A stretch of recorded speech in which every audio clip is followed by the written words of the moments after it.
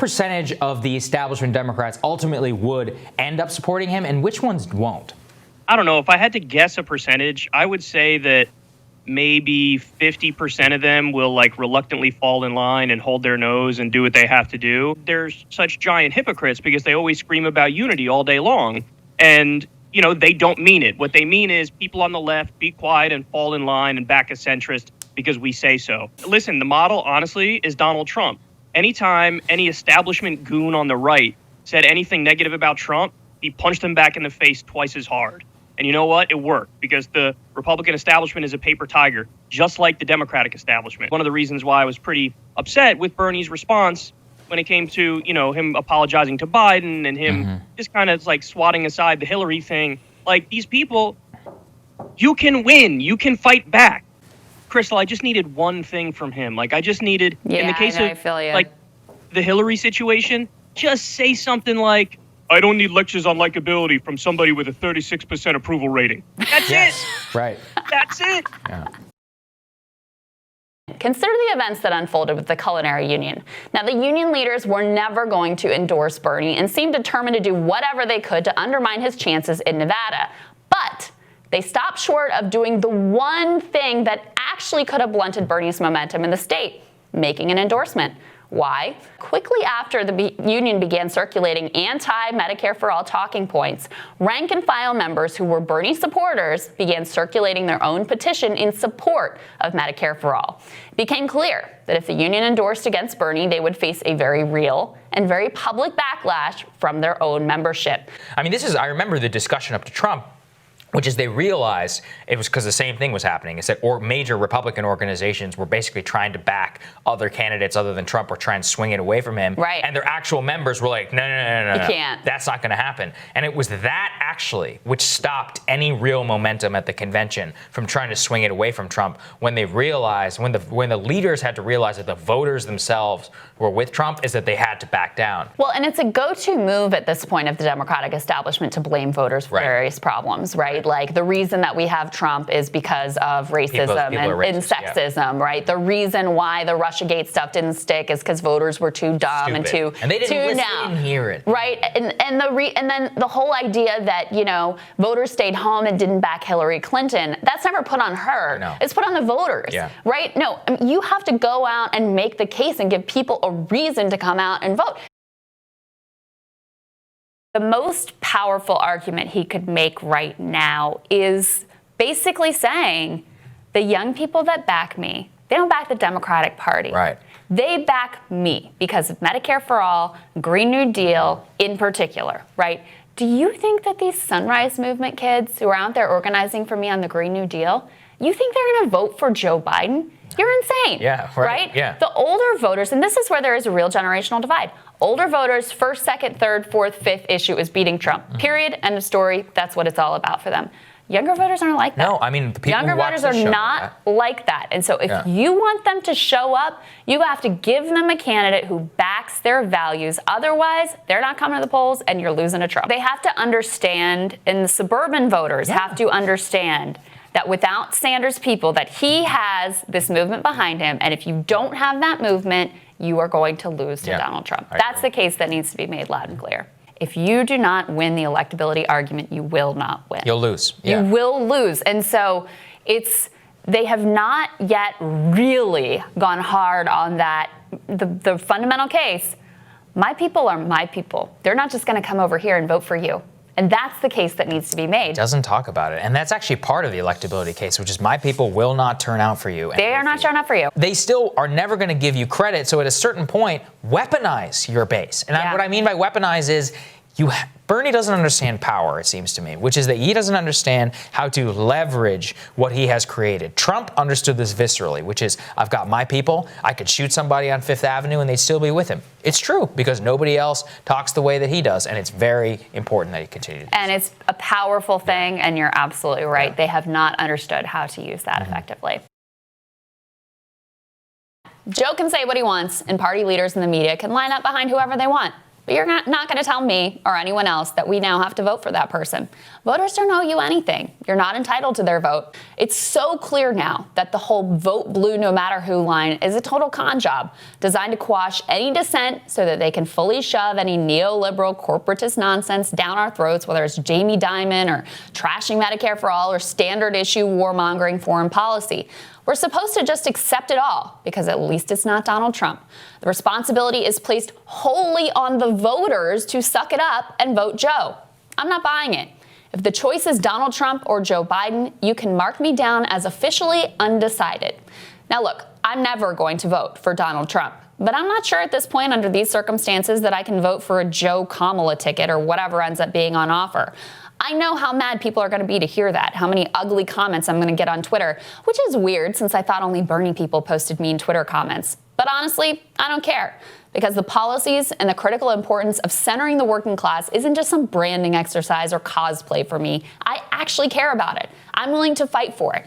The moment that we all say, don't worry, Joe, we're all going to back you up, is the moment that the establishment sees they can do whatever they want to us and sell out the working class for all eternity, and we're just going to take it. Think about this. Why do these freaking never-Trumpers and conservative Democrats have so much power? It's because they're constantly threatening to vote for the other team. We have to bend over backwards to keep them from wandering, but the left? Nah, we can spit in their face, and they've still got to show up because Mitt Romney or Donald Trump or Josh Hawley or whoever is just too bad to contemplate the alternative.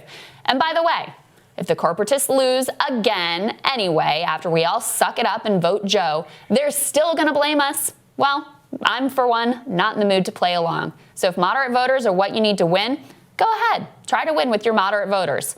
Go ahead and try to win without this movement, because most people aren't interested in voting for candidates who treat them like crap and view them with utter contempt. I will never allow myself to be put in a situation where my only two real presidential choices are basically shoot me or stab me. I cannot get over the fact that the establishment coalesced, spit in the eye of their own damn base, their own Democratic base, progressive base, and now they're going to turn around and be like, why don't you vote for our guy? I think our guy's right here, bro. Trump's bad, bro. He's right here, bro. Our guy. So they're disrespectful to the left. They compare us to Nazis, brown shirts. They compare us to authoritarian lovers, dictator lovers. They say we're, pie in the sky, naive, stupid. They call us every bad name in the book. Bernie bros, sexist, racist, all that stuff. They call us every bad name in the book.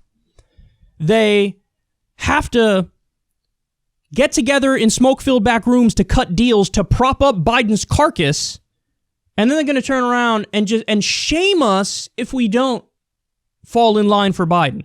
Bloody Monday was something that I couldn't forgive, I couldn't get over. And also, Elizabeth Warren staying in to split the progressive vote as Biden had the neoliberal establishment coalesced around him. That's another thing I can't get over. So that's one of the reasons why it'd be so difficult to cast a vote for Joe Biden in a general election. Also, keep it real, he has severe cognitive decline. When I look at Joe Biden, I'm convinced he will fight for none of the policies I care about. None of them. None of them. If I was convinced Biden really cared about one or two of the issues I care deeply about and I thought he'd fight for them, I probably would suck it up and vote for him, or at the very least, you'd hear me make the caveat, hey, I'm not voting for him in New York, but if I was in a swing state, I would vote for him. I get it. Donald Trump is genuinely really bad. Duh, that's the easy part. I would never vote for Trump in a million years. So I'm going to propose a deal. If Joe Biden wants my vote, he has to pick either Bernie Sanders or Nina Turner for vice president. Those are my conditions. I'm giving them one last opportunity, one last out. Not only to get me, but yes, there are going to be so many people on the left who agree with me. They say Joe Biden's out of bounds. I'm not going to vote. I'm staying home. I'm done playing this game. I'm done always compromising my values and voting for people who don't agree with me at all. We're giving you an out. We're giving you an opportunity. We're giving you a chance to actually have a better shot at winning the election. 80% of the youth vote went to Bernie. 70% of people under 44 went to Bernie. You think you're going to win the election without the young? It's not going to happen.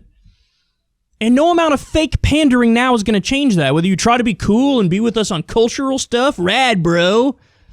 Whether you do that or you pretend to support some of the policies that we know you don't support. We're not idiots. So I'm giving you an out. I'm giving you an opportunity. I will vote for Joe Biden if he picks Bernie Sanders or Nina Turner as VP. If he doesn't, I'm not going to vote for him, and you can piss off with all your crying and all your moaning and, oh my God, I'm going to blame you, I'm going to blame you. No, blame everybody who voted for Joe Biden in the primary because they assumed he was more electable against Trump, and he's not. And I'm done compromising away all of my values, all of them. Kyle tweeted, quote, "As a left-winger who will not vote for Biden, I want you to know I'm 100% okay with you blaming me if Trump wins a second term. I mean it. Blame me. Then get to thinking real hard how you're going to get me to support your candidate next time. Maybe even ask me, and I'll tell you." So this is an interesting thing. I mean, Kyle is really drawing a total line in the sand. It's fascinating the level of vitriol that was directed at Kyle. This was when Rabia Chowdhury told him, to be a white guy who really won't hurt like some of us will. And again, I just think it's one of those things where that's how they framed it to you in the beginning. Yeah. It's white privilege in order to say that you wouldn't. When, as Kyle pointed out, and as I hope he got it from this show, the people who don't vote are disproportionately working class of all colors. Yes, but there's a more systemic issue here of, if you're not a privileged person, you look at this system that isn't structured for you, that doesn't benefit you, and you go, why should I bother? Or you actively protest that system by actively withholding your vote. I mean, this is one of the things that I really worry about with the end of the Sanders campaign, frankly, is you had a lot of people, a lot of young people, a lot of working class people who saw Bernie Sanders as a means, as a vessel to have some part of their lives actually reflected in the reality of American government. And it takes an emotional investment. It takes an emotional toll to actually believe, to abandon your cynicism and actually believe that that is possible. This is not a privileged position, but we also know, this is always the tactic. Either, you're white privilege or you're racist or you don't care about vulnerable communities. None of it is making an affirmative case. It's all just trying to shame voters into doing the thing that they think is the right thing to do. Kyle's just not going to have it. It's also ridiculous, these multi-millionaire people who are so privileged. It's like, get out of here. You grifters are doing better than anybody else. A TV show or a Harvard degree Calling or whatever. out somebody very specifically who will probably rage tweeting at us after this segment. But you look at this, and like you said about power, this is what it all comes down to. Do people genuinely believe that Trump would have just rolled over and endorsed Jeb Bush and went to go and campaign for him? No, he would have burned the house to the ground. It would have been like, I'll run third party and all that. And they would have had to go all out in their ability to try and get him to sign on to whomever the candidate was and to give significant concessions. I mean, on whatever. And Bernie didn't do any of that. Right.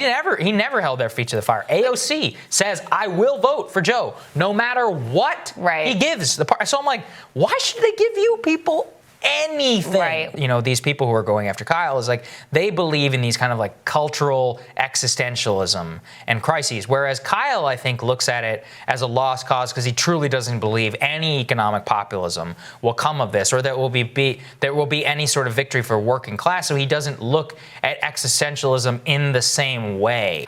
Don't shame voters. Understand their motivations and try to win them over instead of trying to bully and cajole them. And that's something that, that those in the mainstream Democratic and Republican Party establishments and those in the media who want to manufacture consent can never allow that kind of behavior to stand. I remember all these never Trumpers and Evan McMullin and all these guys who got all this airtime and were lauded as these honorable people in 2016. I bet by some of the people that are talking here shaming Kyle, and when he does the same thing, then now he's a crazy person and an enabler of a racist. It just goes to show you that racism canard is the most disgusting and cynical one that they use in politics, and it makes it so that it means nothing, and then in turn people are just going to brush off real racism when it actually occurs. Very true. Yeah. Very true. We're with you, Kyle.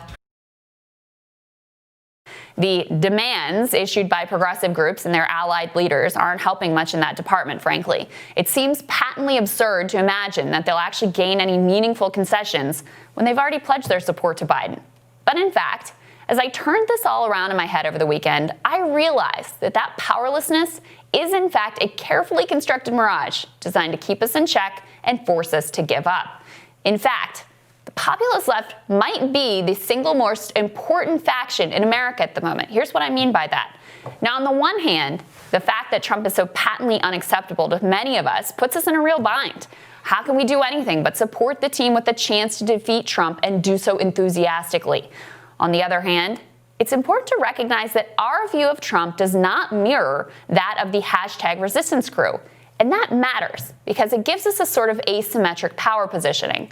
For many of us, Trump is a symptom of a deeper problem, a problem, frankly, that developed when the historical party of the working class threw in, as the Republicans already had, with the wealthy.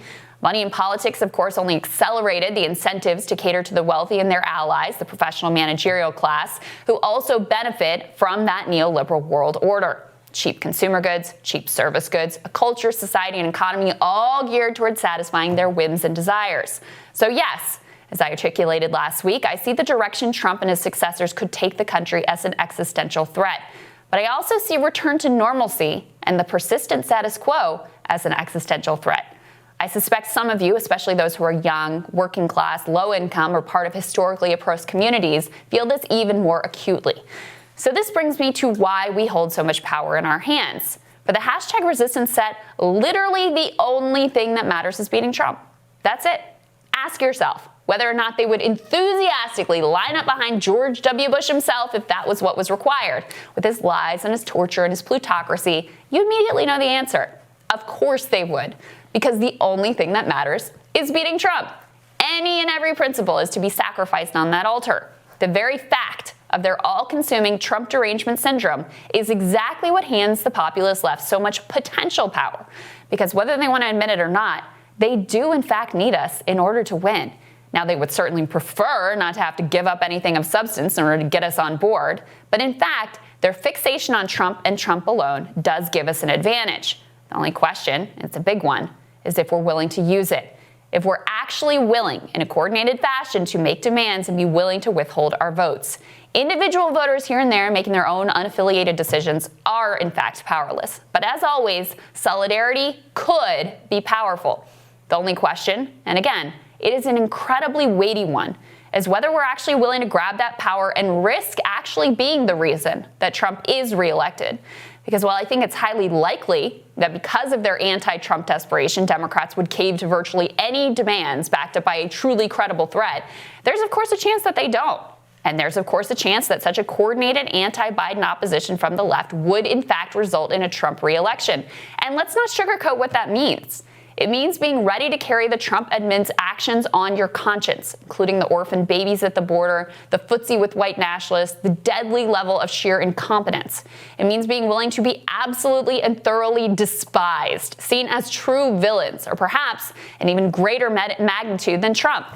On the other hand, bending the knee is not without its own moral responsibilities for the technocratic indifference of the Biden administration, for the wars and surveillance, national security state crimes, and most fearfully for whatever comes after 4 more years of a status quo that is an immoral, slow-motion crisis daily for millions of Americans. Not easy to know what the moral course of action truly is, but I know one thing. It's time to see through this mythology of powerlessness and start grappling instead with the reality of heavy moral responsibility and choice. What we've been hearing on Twitter from all these multimillionaire, media personalities is that to even question what you should do in this circumstance, you must be so privileged, yes. Right? Well, when you actually talk to voters who are really weighing these choices, they're anything but. They look at the system and they say, I'm not reflected in it anywhere. And look, yes, we have a lesser of two evils dynamic this election, like we did last election, like you do the election. I mean, it's just one after another after another. And at what point do you say, no, I'm not participating, I'm not accepting that these are the choices available to me? Why do moderates get everything they want? because they do that every second. Maybe I'm with you, maybe I'm not. Right. And so the choice that Democratic primary voters made in this election cycle wasn't like, and I'm talking about the voters, not the establishment, the voters, wasn't like, let's screw over the left. In fact, they agree with many of the Medicare for all, many of the principles that the left stands for. It was, we have to appease these moderates, these centrists, these never Trump Republicans. Those are the ones that we're not sure if they're with us or not. We have to, these people over here on the left, they're going to be with us. Don't worry about, these are the ones that we have to appease because they actually wield power. The question for the left is if we're actually prepared to wield power in that same way. Well, that's something, I mean, I thought Kyle Kulinski said really well. He was like, look, if Trump loses, and when he does lose, I want you, or if Biden loses, I want you to blame me. Right. Because the idea of blaming me means that I had some influence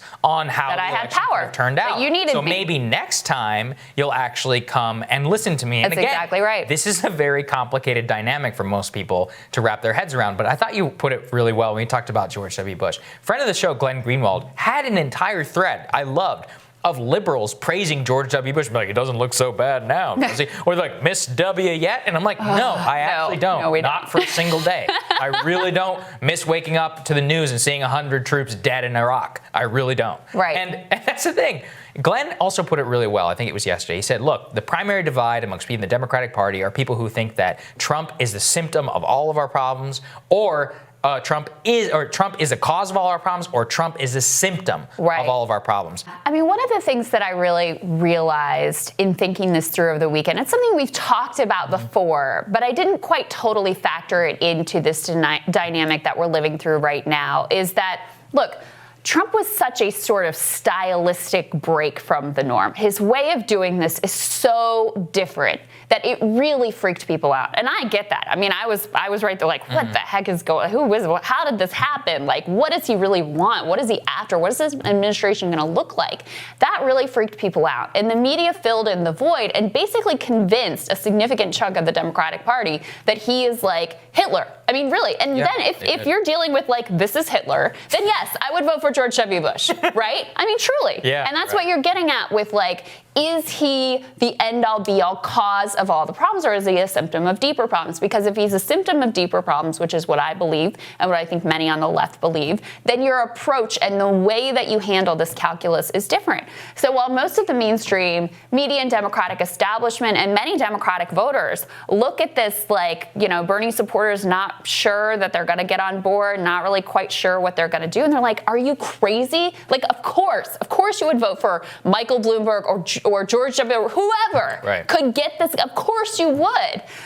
It all comes down to these sort of different ways that Trump is ultimately viewed, which changes the calculus. And so, look, as I laid out, I don't think it's an easy decision to figure out what the right course of action is, what the right moral course of action is. I think it's very complicated. But the reason that it's complicated for us versus like Kamala supporters or Pete supporters or, you know, the sort of mainstream of the Democratic Party all comes down to that view of Trump. Right. I think that's exactly it.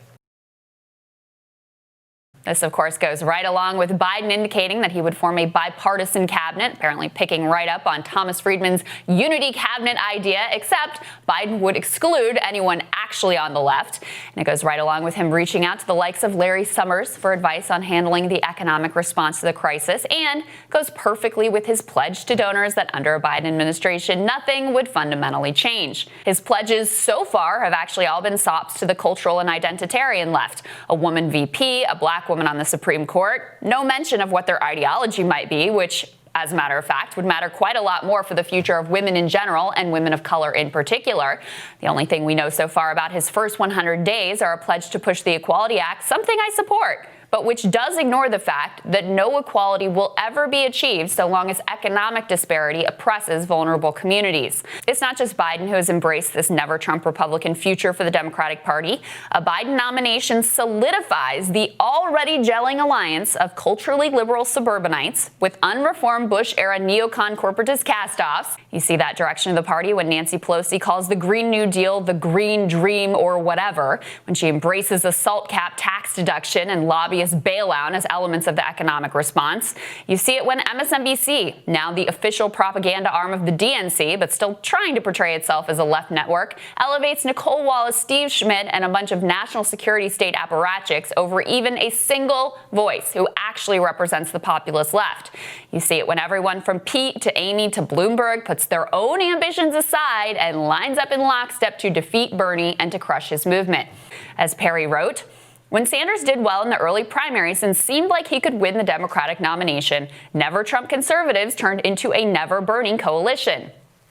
The Never Trumpers' argument that Sanders couldn't win the general election, in part because anti-Trump Republicans, like themselves, wouldn't vote for him, was compelling, particularly for a Democratic Party obsessed with beating Trump, and the Never Trumpers were already in the ideal positions to make these arguments and reach Democratic Party elites and primary voters because they were on the web pages of The Atlantic, The New York Times, The Washington Post, and on MSNBC. And now that they helped prop up the empty vessel Biden to win the Democratic nomination, what do you think they're telling him? Well, Tim Miller of The Bulwark told Perry that he didn't want to see Biden making crazy sacrifices to the left that he doesn't need to make. You know, crazy sacrifices like people having health care, having a union, not shipping their jobs overseas. Any of the cultural left issues, of course, are no problem for the Never Trumpers because they don't get in the way of their corporate board seats, consulting gigs, and low tax rates. So when I hear about all the Republicans lining up for Biden, that's the kind of unified result that they have in mind. Bipartisan unity between elites representing 1% of America, that doesn't heal America. On the contrary, that kind of unity depends upon dividing the working class by race and by region and by color and by creed, splitting them amongst the parties so that they get pandered to by everyone and power from no one. This is the great conceit. There's a lot of bipartisanship in Washington. Biden and these Never Trumpers agree on tax cuts, globalism, and having a war overseas until the end of time. That's a great bipartisanship for them. All of those policies happen to benefit an elite group of few that get very, very rich off of their perpetuation. And it just goes to show you how empty the Republican Party was in 2015, and how somehow these failed apparatchiks of John Kasich and Rick Wilson and Steve Schmidt, people who all worked for failing loser campaigns in the GOP, have migrated their awful politics, which got us to lose, and taken it to the Democratic Party. That is the great genius of the Biden campaign, of MSNBC, the New York Times, the Atlantic. They've been incredibly successful. Oh yeah, they're good at it. This tiny faction that represents basically no constituency in America has been able to create and drive and win the argument, win the narrative from their, cable news perches and the pages of the Post and the Times, et cetera, teamed up with the sort of centrist corporatist wing of the Democratic Party from an ideology perspective. And I'm not talking about the voters here. I'm talking about the elites of the party. And so they basically now, and what did they do? Why were they successful in doing that? And Perry points to it without coming out and directly saying it. They were actually willing to say, no, we're not going to vote. If you go with Bernie, we're not going to vote for him. We're not going to do it. They were willing to withhold their vote, whereas the progressives, the left of the party, was always like, of course we're going to be, if it's Joe, if it's Michael Bloomberg, whoever it is, we're going to be there for you. Well, these guys are saying they may not be with us if we don't make the right choice here. So we got to go with that choice. And they're so prominently represented that it is logical that you would assume that this would actually consist of a real faction that exists in America. Of course, it doesn't really. Bernie Sanders is the runner-up twice in a row in the Democratic primary. Millions of votes cast for him to become president of the United States under the Democratic platform. And they still just don't care. They just completely align themselves around this group. It's all bipartisan. That's the true myth in politics, is that there's not very much that the elites disagree on at all. It's all around a select group of policies in one way or the other, one with diversity initiatives attached and one with a little bit more tax cuts. That's the only flavor that you get to choose from in America because of our current system. The country will survive 4 years with Trump. The country will survive 4 years with Joe Biden. But both of them would be objectively terrible. And in the case of Biden, again, I think they understate how bad Biden is. Why? On so many core issues, he's against us. Joe Biden pushed for NAFTA. Joe Biden has repeatedly, he voted for NAFTA. He repeatedly pushed for TPP. He's a supporter of the Iraq war. something that's rarely talked about, but just as important, he supported the Gramm-Leach-Bliley Act, which repealed Glass-Steagall, which is Wall Street deregulation that led to the crash in 2008. Okay? On all the pivotal issues of his time, he was wrong, and he sided with the Republicans. So stop overstating how bad Trump is. The country's still going to exist in 4 years, and understating how bad Biden is. Because it's annoying. I just don't agree with the people who are like, he's a fascist, he's a Nazi, the country's not going to exist in 4 years. You're hyperbolic and you're ridiculous. And then they always revert, well, the kids in cages. What about the kids in cages? Biden and Obama built those cages. You want to know how I know? The original scandal with kids in cages, this was huge on Twitter. Everybody was sharing a picture of a poor kid in a cage at a border facility. Oh my God, it's heartbreaking. It turns out the photo was from like 2014. During the Obama era. And then all of a sudden, it was just, shh. Can we blame Trump for it anyway? Now, Trump is bad. Trump's border policy is probably worse than Obama. But stop overstating how bad Trump is and understating how bad Obama is, because they're both totally cool with kids in cages. And another point is, and I know Krystal probably believes this too, like, it's not our job to carry water for the Democrats. That's not my job. You might want that to be my job, but that's your opinion. That I view my job as much differently. I come out here and tell the truth and tell everybody what I think, and what I think is not what you think. I still don't think he'll do anything that I really want, but if he picks Bernie or Nina for VP, I could suck it up and vote for him. Well, guess what? He didn't do that. He's overwhelmingly likely not going to do that. There's a 99.9% chance he doesn't do that. So I don't know what you want me to tell you. And then I even loosened my standards further and said, okay, if Bernie had used his leverage to get some tangible things like, you know, Joe doing certain executive orders within the first 100 days, well, then I could get on board. But of course, Bernie didn't use his leverage. He squandered his leverage.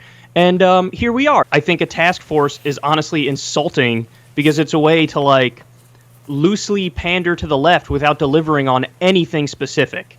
I think the fact, like, they put AOC on one of these task forces as if that's, like, you know, instantly will make everybody on the left be like, oh, well, now I guess I have to vote for him. Whatever, like, Green New Deal or whatever things she really believes in and will fight for, they'll listen to her, and they might even pretend to go along with some of them, but they're not going to do it. Task forces is a way to pretend like you care about the left and their issues, and then totally dismiss it and ignore it. It's the same thing with the platform. How Bernie's so intent on, like, well, now I got to get as many delegates as I can to influence the platform. So they can ignore it? Because that's what they're going to do. Because this is what I mean. And I'm not trying to say there's nothing that could have been done to get my vote, because there is. But it has to be a hell of a lot more tangible. I would have known Biden is for some of my most important issues if he actually talked about it often and in a recurring fashion. I kind of think the best case scenario is that it's meaningless and he's just placating the left. I think the worst case scenario is that you're actively co-opting some of your most, you know, potentially powerful critics in a very similar way to what the Democrats did with Bernie effectively by bringing him into Senate leadership and making him more part of the club and part of the team. That sort of neutralized him in a sense. And the same thing with, you know, if you have AOC on this climate change panel and then she's signing off on it, you've kind of defanged and neutralized and co-opted the person who could have been a critic in a powerful way. It's like what we're seeing now with all these coronavirus bailout bills. Like, every single time we're told, hey, the left is going to fight on the next bill, on the next bill, on the next bill. And then we get nothing every single time. We still don't have UBI. You know, they're considering doing a one-time $1,200 payment again to people. That's not a drop in the bucket for what people need right now. So it's just embarrassing. You have to be willing to be hated and smeared by the media and be hated by leadership. And guess what, guys? That's totally fine. Embrace their hatred because Congress has something like a 22% approval rating. You shouldn't want to be in that club. You shouldn't want to be cool with leadership. If you went as an outsider, stay an outsider, or else you're going to look ridiculous and you're going to get watered down over your career. And that's exactly what's happening. Democrats always want to make the case, look, their terrible relief bill that they put forward yesterday is technically better than what the Republicans have offered, which is essentially nothing. And they always want you to have to go along with them by being slightly better than the Republicans. Sure, we're bailing out lobbyists. Sure, we're bailing out debt collectors. Sure, it's wholly inadequate, but at least it's something. At least it's a little bit better than the Republicans. And that's exactly the case. And look, that's a real case, right? That's like a utilitarian argument, and that's exactly the case that is made for voting for Biden. Sure, he doesn't meet any of your standards or principles, but he's better than Trump, and so as long as he's just like a smidge better than Trump, you got to go along with him. The problem is that's essentially the path to hell. I mean, that's the path to nothing ever really fundamentally changes. They totally take you for granted. They kick you in the teeth every time, and you end up where we are right now. I mean, when you look at Trump, I agree with him on TPP, and I disagree with Biden on TPP. I agree with Trump on the First Step Act. I disagree with Biden on the First Step Act. I agree with Trump in pardoning Alice Johnson. I agree with Trump that he's working with North Korea to some sort of peace deal, whereas Biden said in the debates he wasn't going to do that and that we shouldn't even talk to North Korea. So, listen, yes, I agree more with Biden on the courts, for example. I agree more with Biden on the Paris Climate Agreement. I agree more with Biden on social issues like abortion and on the issue of the Iran deal. Yes, there are many areas where I agree more with Biden, but both of them are terrible, and I'm done wasting my time playing this dumb game, and you can't shame me to fall in line because I simply don't agree with them. And that's the final point here is that, listen, Biden is, and the Democratic Party today is, they are neoliberal corporatists. I'm a leftist. I'm a social democrat. I don't agree with them. And they need to get that through their heads. And until they come to where I am, then they can piss off because I'm not going to waste my time with them. Was the way in which Bernie bent the knee. Now, it was one thing to watch Bernie get out of the race prematurely, in my view, when he could have stayed in longer to gain more leverage and provide a viable alternative should additional questions and credible allegations arise regarding Joe's past. It was another thing to watch Bernie's cringeworthy live stream with his friend Joe and see all the people who hated him and trashed him and would have gone to any lengths to stop him come out with all of their faux praise. But the real killer was to see Bernie actually chastise his supporters who were not ready to climb on board with a candidate who doesn't share their values or their view of politics. In that moment, not only did it seem like the project was potentially doomed, it appeared that the revolutionary rhetoric had been just that, rhetoric. And now the revolutionary was trying to sell us on the transformational change of some task forces, seemingly abandoning his legacy of unvarnished truth-telling to be just like all the rest, willing to sacrifice every principle and 40-year-long ideal in service of beating Trump, fully buying into the lesser of two evils framework that leads to endless hell and the fundamental impossibility of real change. After all, why would the corporatists offer anything better if they can just be slightly better than the bad guys? They weaponized Bernie's basic decency to become a tool of crushing his own movement in a way that, frankly, he alone could do. Finally, there is a deep sense of impotence in the face of a crisis where the forces of corporatism instantly leapt into action and won all their most important priorities, while the left meekly protested in a tweet or a live stream or an occasional floor speech. We get that the moment is now, and that the agenda we believe in is exactly what was called for at this time.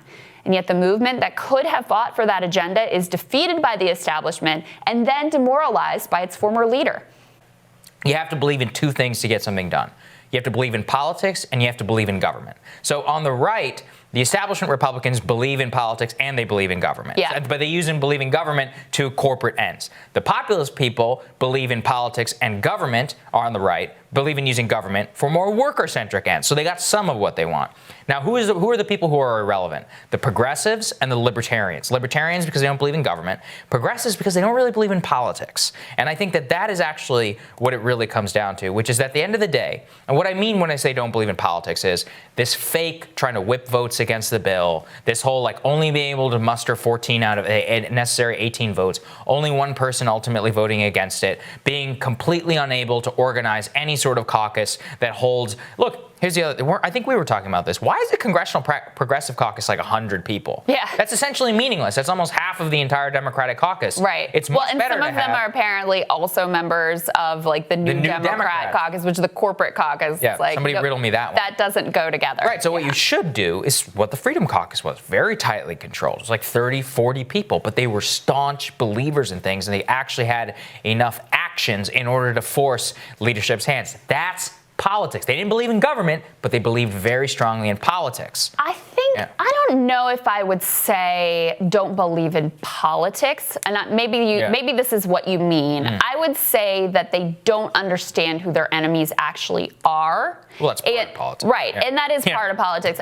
Some of these people are just not progressive by any metric. Like if you're in the New Democratic Caucus and you're in the progressive, you are not a progressive.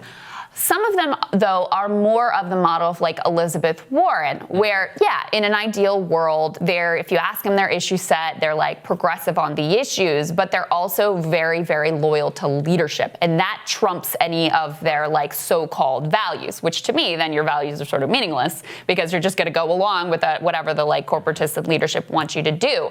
And that is the overwhelming majority of the Progressive Caucus. You have only like a tiny handful of people who even think about crossing leadership and dissenting. They are not clear, and not just those dissenters who are more anti-establishment, but the ones who call themselves progressives. They don't understand who their actual enemies and adversaries are. And so I think that is part of it, is that there has been an overwhelming loyalty to leadership that is not remotely reciprocated in another direction. Like leadership is very clear. The Democratic establishment is very clear that anyone, not just who would challenge their power, but anyone who even holds an anti-corporate ideology is their enemy. But the people who hold that ideology don't seem to understand that. Yeah, I think that's right. And what I mean by politics is exactly that, which is understanding power dynamics and how to accomplish what you want, which is ultimately, if you're not willing to go up against leadership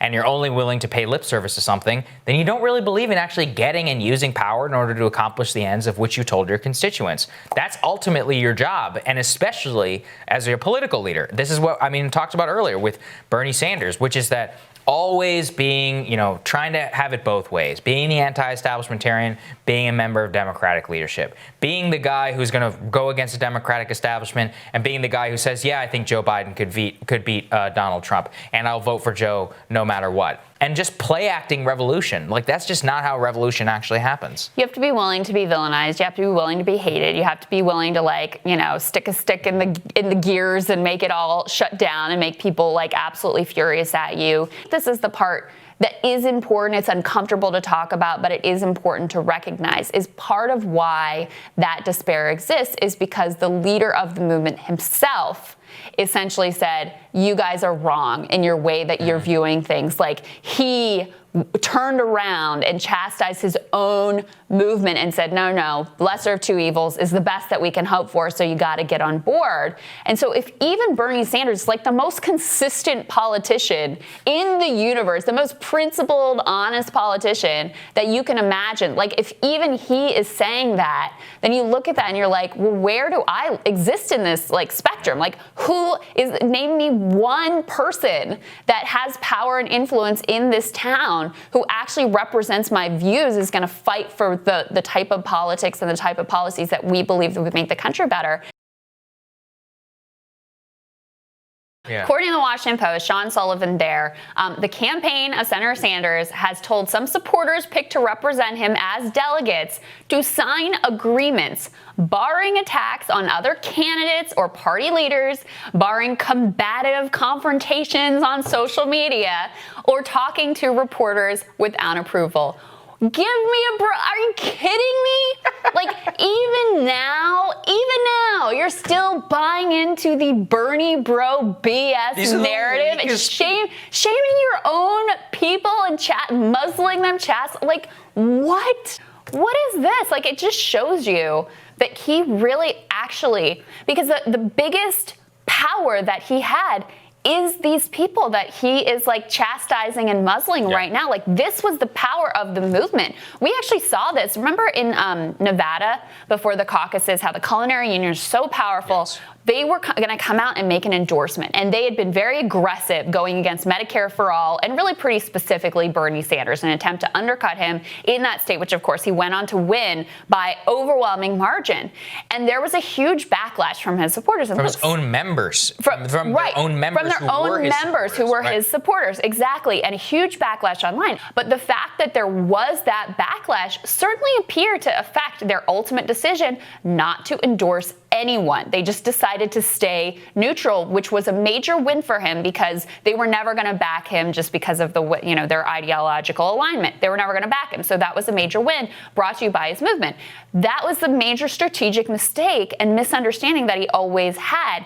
I think some of the critique of him from 2016 really got into his head, that his supporters were nasty and vicious, that they were the reason that Donald Trump got elected. I think that's really the one. It's it got into his head that he was somehow to blame for the fact that Donald Trump got elected, which is why you saw the unity pledge from the beginning, the shaming of the supporters, the muzzling them, undercutting the power of his own movement, which was all very, it was great for the Democratic establishment, not so great for people who want to change. So weak and pathetic. And as usual, Trump gets it better than all of them. And apparently Biden, even Bernie and Biden himself, he tweeted yesterday, directly in a shot at trying to get Bernie Sanders supporters over. He says, crazy Bernie Sanders is not a fighter. He gives up too easy.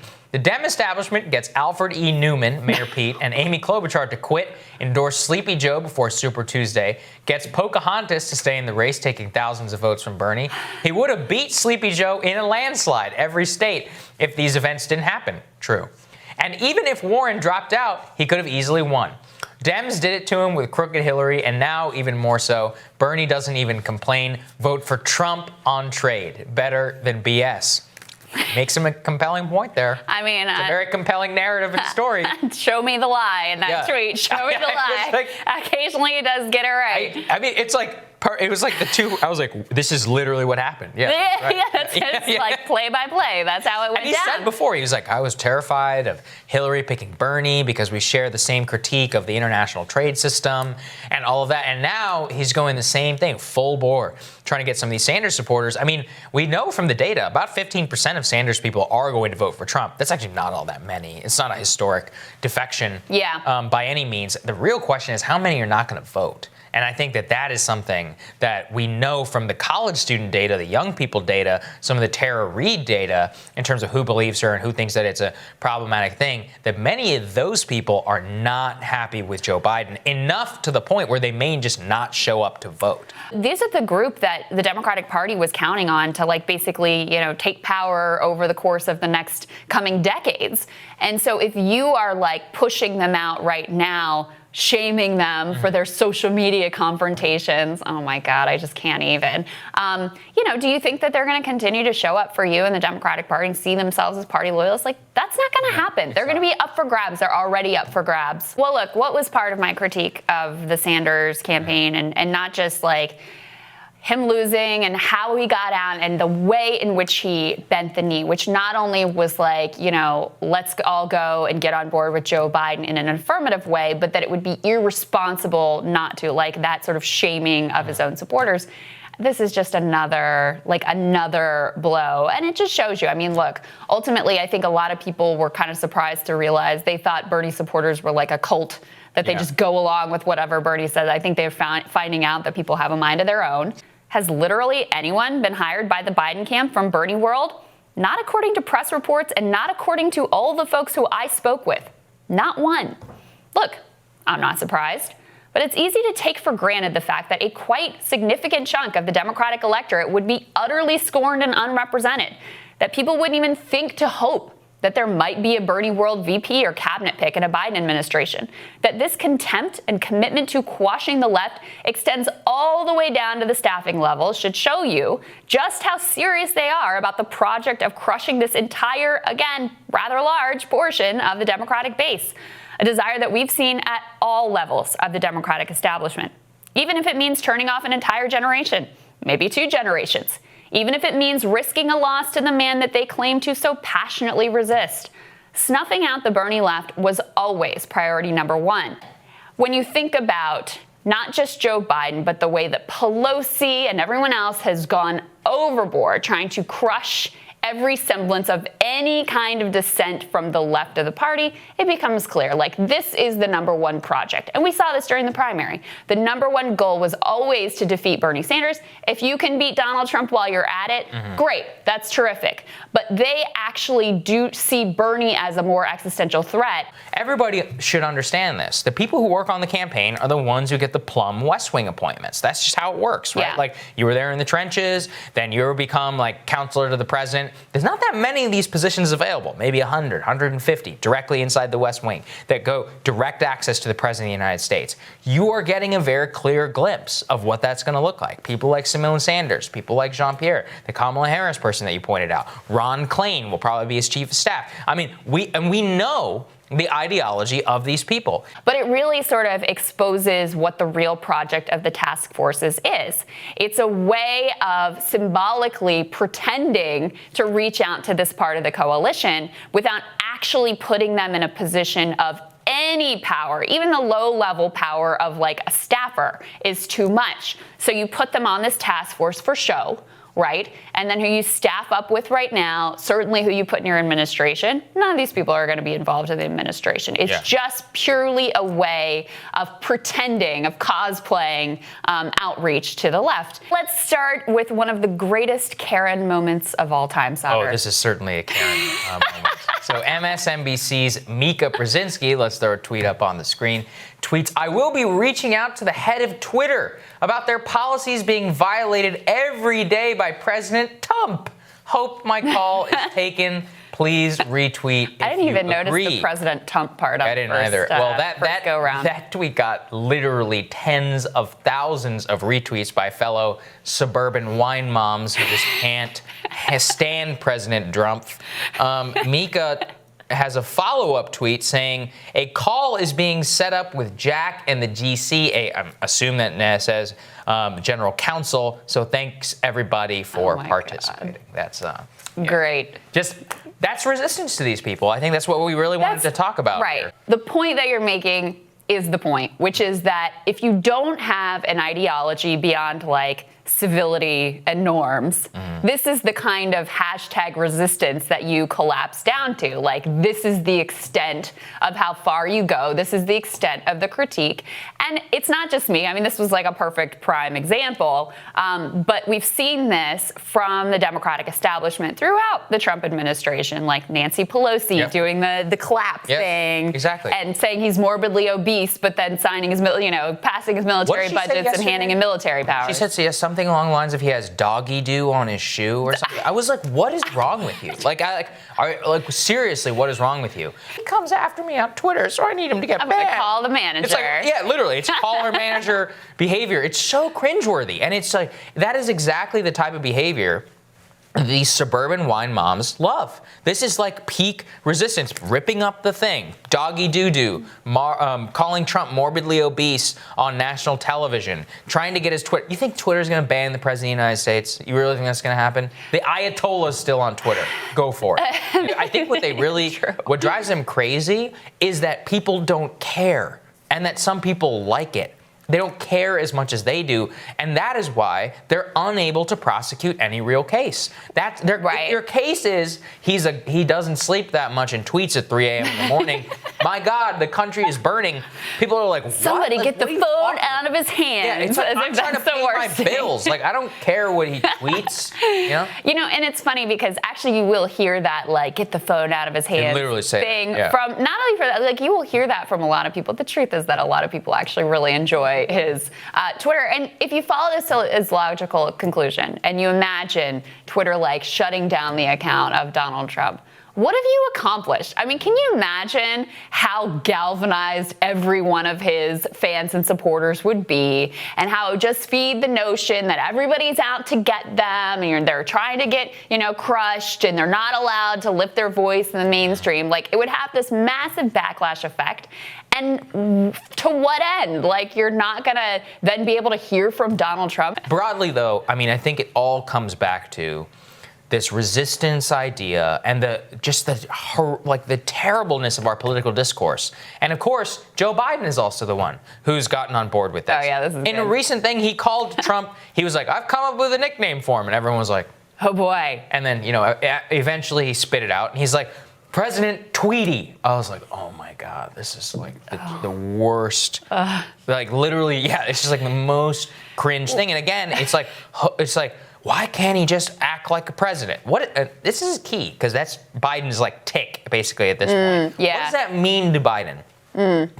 So if Trump were to continue all of the policies that he currently is, but comport himself differently, would that make a big difference to you? Yeah, actually it would. The truth is it really would. Exactly. So that just shows you that it's an aesthetic critique. Yeah. It has nothing to do with the underlying ideas or the policies or the orientation of it. And it's exactly that shows you the hollowness of Biden's campaign himself. Is just like, I will act like a president. Now look, a lot of people want that in this country. I don't want to dismiss that. I think it's stupid, but aesthetics, look, it does matter. That's it's the like society we live in. It's like a comfort sort of thing. Like, this looks and feels the way that I expect it to look and feel, which I get and is like actually on a deep visceral level a real thing. And I think is a big part of why Biden, frankly, is like pulling ahead of Trump, and especially with seniors for whom that reflexive, this is what a president looks and sounds like, is maybe most deeply ingrained. It's actually also a very problematic perspective and instinct, because it can shut out people from different backgrounds, people, diverse people. Like, it can shut out a lot of different voices, that instinct of just like, this is what a president looked like before and sounded like before, and so that's what I want a president to sound like. But I do understand where it comes from. The problem is that there's like nothing else beyond just the sort of theater of the presidency, which is why they all love George W. Bush so much now, because he sounded more presidential. He did the trappings of the presidency the way that you're supposed to. We were not, in fact, respected abroad, as they, tend to forget from that time period, and glossing over, some of the major problems. He acted like very mass presidential casualties in Iraq, whenever for he example. whenever he announced the invasion of Iraq. Right, So exactly. I guess that's where we're going. Thanks. President Tweety, please just don't do the nickname thing. But didn't you learn from Marco Rubio? Yeah, This does not work out. That's really the dynamic. It is very hard and very uncomfortable to be painted as a villain. I think the right, I've been contemplating this a lot. I think the right is in some ways more comfortable being painted a villain by the media, because there's this We're distrust. always the villains. Right, right, exactly. And there's this distrust. There's this distrust of the media. There's not a thought of like, these are my people, and like, this is my team. So when the media, if you're on the left, and I certainly see this firsthand, and the quote-unquote liberal media is going after you, that's harder to bear. It's a more uncomfortable position to be in, and they have more power within the Democratic base. I mean, that's one of the lessons of the primaries. They really had more power with the base, so it is harder to do. It is harder to go up against. And if you are willing to be painted as the villain, there's, you can end up getting crushed. It really can happen. So there needs to be a lot more work done, not only in alternative media spaces, but also to sort of push the message within the Democratic base of exactly what the ideology and the commitment to the status quo that exists in the mainstream media is. Yeah, I think that's really well said, which is that, you have to be willing to be hated by the media, by your own party, by a lot of people. Joe Biden has 1,000 problems. I'll fight like hell to move him toward progressive positions. I'm almost certainly help to primary him in 2024, but not voting is still taking action. It doesn't make you morally superior to those who make hard choices. It might do the opposite. So that morally superior part seemed to really bother Kyle. I can understand. It also really bothers me. And Kyle responded with this. Wait. So I might be morally inferior for not picking one of the two corrupt war criminals? Am I reading this right? To which Cenk responded, Yes, you are reading that right. George Bush and Adolf Hitler are both war criminals. Are you saying that not voting for either an election between the two is the morally correct position? Because it most definitely isn't. Come on the show and let's have a real discussion on it. Okay. I wanted to cover this because, first of all, there are people that obviously watchers of this show know very well. But I also think that this is like a debate that is illustrative of a broader dynamic where Kyle, and by the way, he did a full response video on his channel that you should check out. That's well done.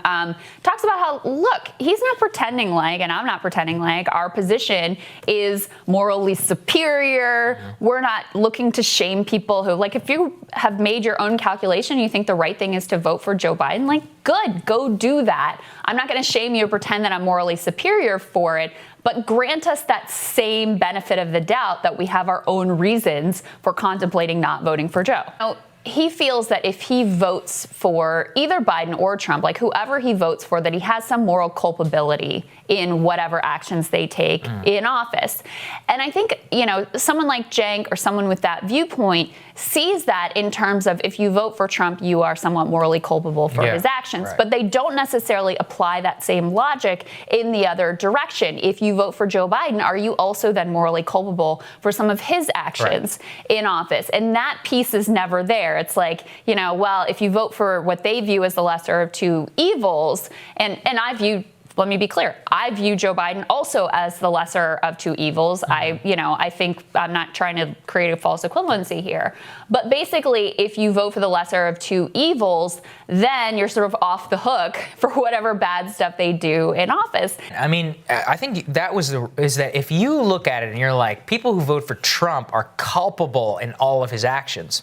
Okay, does that mean that by voting for Joe Biden that you are culpable or you support his position on the Iraq War, which killed hundreds of thousands of Iraqi civilians and thousands of American soldiers? That seems, under that framework, are you morally inferior? When you train your energy at the people who aren't making the decision you want them to make, then you're letting off the hook the politicians. So we saw this dynamic play out with Joe Biden's "then you ain't black" comments to Charlamagne the God. Yes. There was so much anger and energy. There was some anger at Joe Biden, but there was almost more anger at the people who were like, that's messed up, and no, my vote isn't free. Right? So why should the hostility be directed at the voters who are demanding that you do better for their community than at the politician who is failing to meet that standard? Like, that's to me where the energy should be directed. The task forces that the left got with AOC and other leaders on are like completely pathetic. But the fact that the only reason that the left even got that kind of lip service that will push him at all on anything is because you have some people who are holdouts. Yeah. Because you can look at the polling and see that there's a lot of young people who are like, maybe third party. I don't know. I'm not sure. I'm not on board. The fact that they are willing to consider voting a different direction is the only reason that they're even paying lip service or considering doing anything for the left. Now's when you have power. Yeah, now is when you have power. Now is the time in order to extract leverage. People seem to understand that it's not a morally inferior or superior position.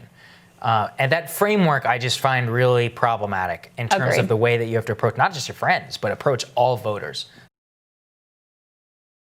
We know exactly how this is going to go because we also see exactly right now how it is going in real time as Democrats roll over at best and are actively complicit at worst in what has got to be the worst, most pro-corporate COVID response in the entire world.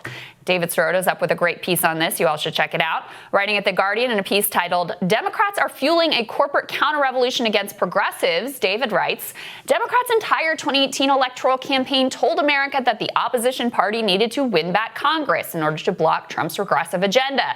And yet, when the Republicans proposed a bill to let Trump's appointees dole out government cash to their corporate allies with no strings attached, that same opposition party mustered not a single recorded vote against the package. Not one." After detailing the worst of the trillions for corporate America and unemployment for you plan, Sirota explains that taken together, the spectacle was more confirmation that whatever resistance exists in the nation's capital, it is so often performance art rather than anything real. Well said, my friend, something that risers certainly know as well. It's all just so brazen, so out in the open. the intentional humiliation of progressives, the mass shaming of anyone who dare question Biden's record or approach, the hysteria of Trump is literally Hitler coupled with an agenda that has only consistently handed him and his administration more power. I mean, really think about that. The same people who would tell you that you should vote Joe even if he boiled and ate babies, as we covered here last week, because Trump is that bad, just handed him $4 trillion in unaccountable play money. It is literal insanity. But to the resistance mindset, that is not the unconscionable thing. What's unconscionable is those of us who would maybe demand more from Joe Biden, who would even think about wielding the one clear-cut, tiny bit of power which we are granted in this democracy, which is our vote. The expectation is that they should be able to just shove Rahm and his Learn to Code program and king of neoliberalism Larry Summers and Jamie Dimon for Treasury Secretary down our throats. And if we don't say, thank you, sir, can I have another, then we are the bad guys. Now, I'm not looking to pick on Cenk here again, but it is exactly that mindset which informs a tweet like this. Establishment tribe. Just because Democrats take billions from corporate donors doesn't mean they serve corporations. Republican tribe. Ha ha, Democrats are corrupt while their side takes away more. New leftists. Since my options suck, I won't make a choice because I'm brave. Now look, it's easy to pretend that holding your nose and, in the words of Jill Biden, swallowing hard and voting Joe is the only grown-up and truly brave thing to do, and that by implication, it's somehow evasive and even abdication of duty and maybe cowardly to refuse to pick between these stab me, shoot me choices that you have been offered. But for people who really care about politics, and that includes, I'm sure, most of you who are watching this show, not reflexively voting for Joe might actually be a difficult and certainly very active and maybe, yes, ultimately a brave choice, because it flies in the face of societal expectations. Sure, I've had progressives, actual progressives, confess to me that they fantasize about Trump winning and the look on all the establishment faces that stuffed Biden down our throat that it backfired. And let's be clear, there's nothing brave about that impulse. But there's something else that's going on here, a theory of political change that requires withholding your vote in the face of sustained shaming and bullying and cajoling and threats to your identity as maybe a woman or a progressive or maybe as a person of color if you don't fall in line. We're stuck in this lesser of two evils box with no easy escape, and actively refusing to pick might just be the only way out. Just the hint of this type of thinking has already produced some modest results. Let me explain.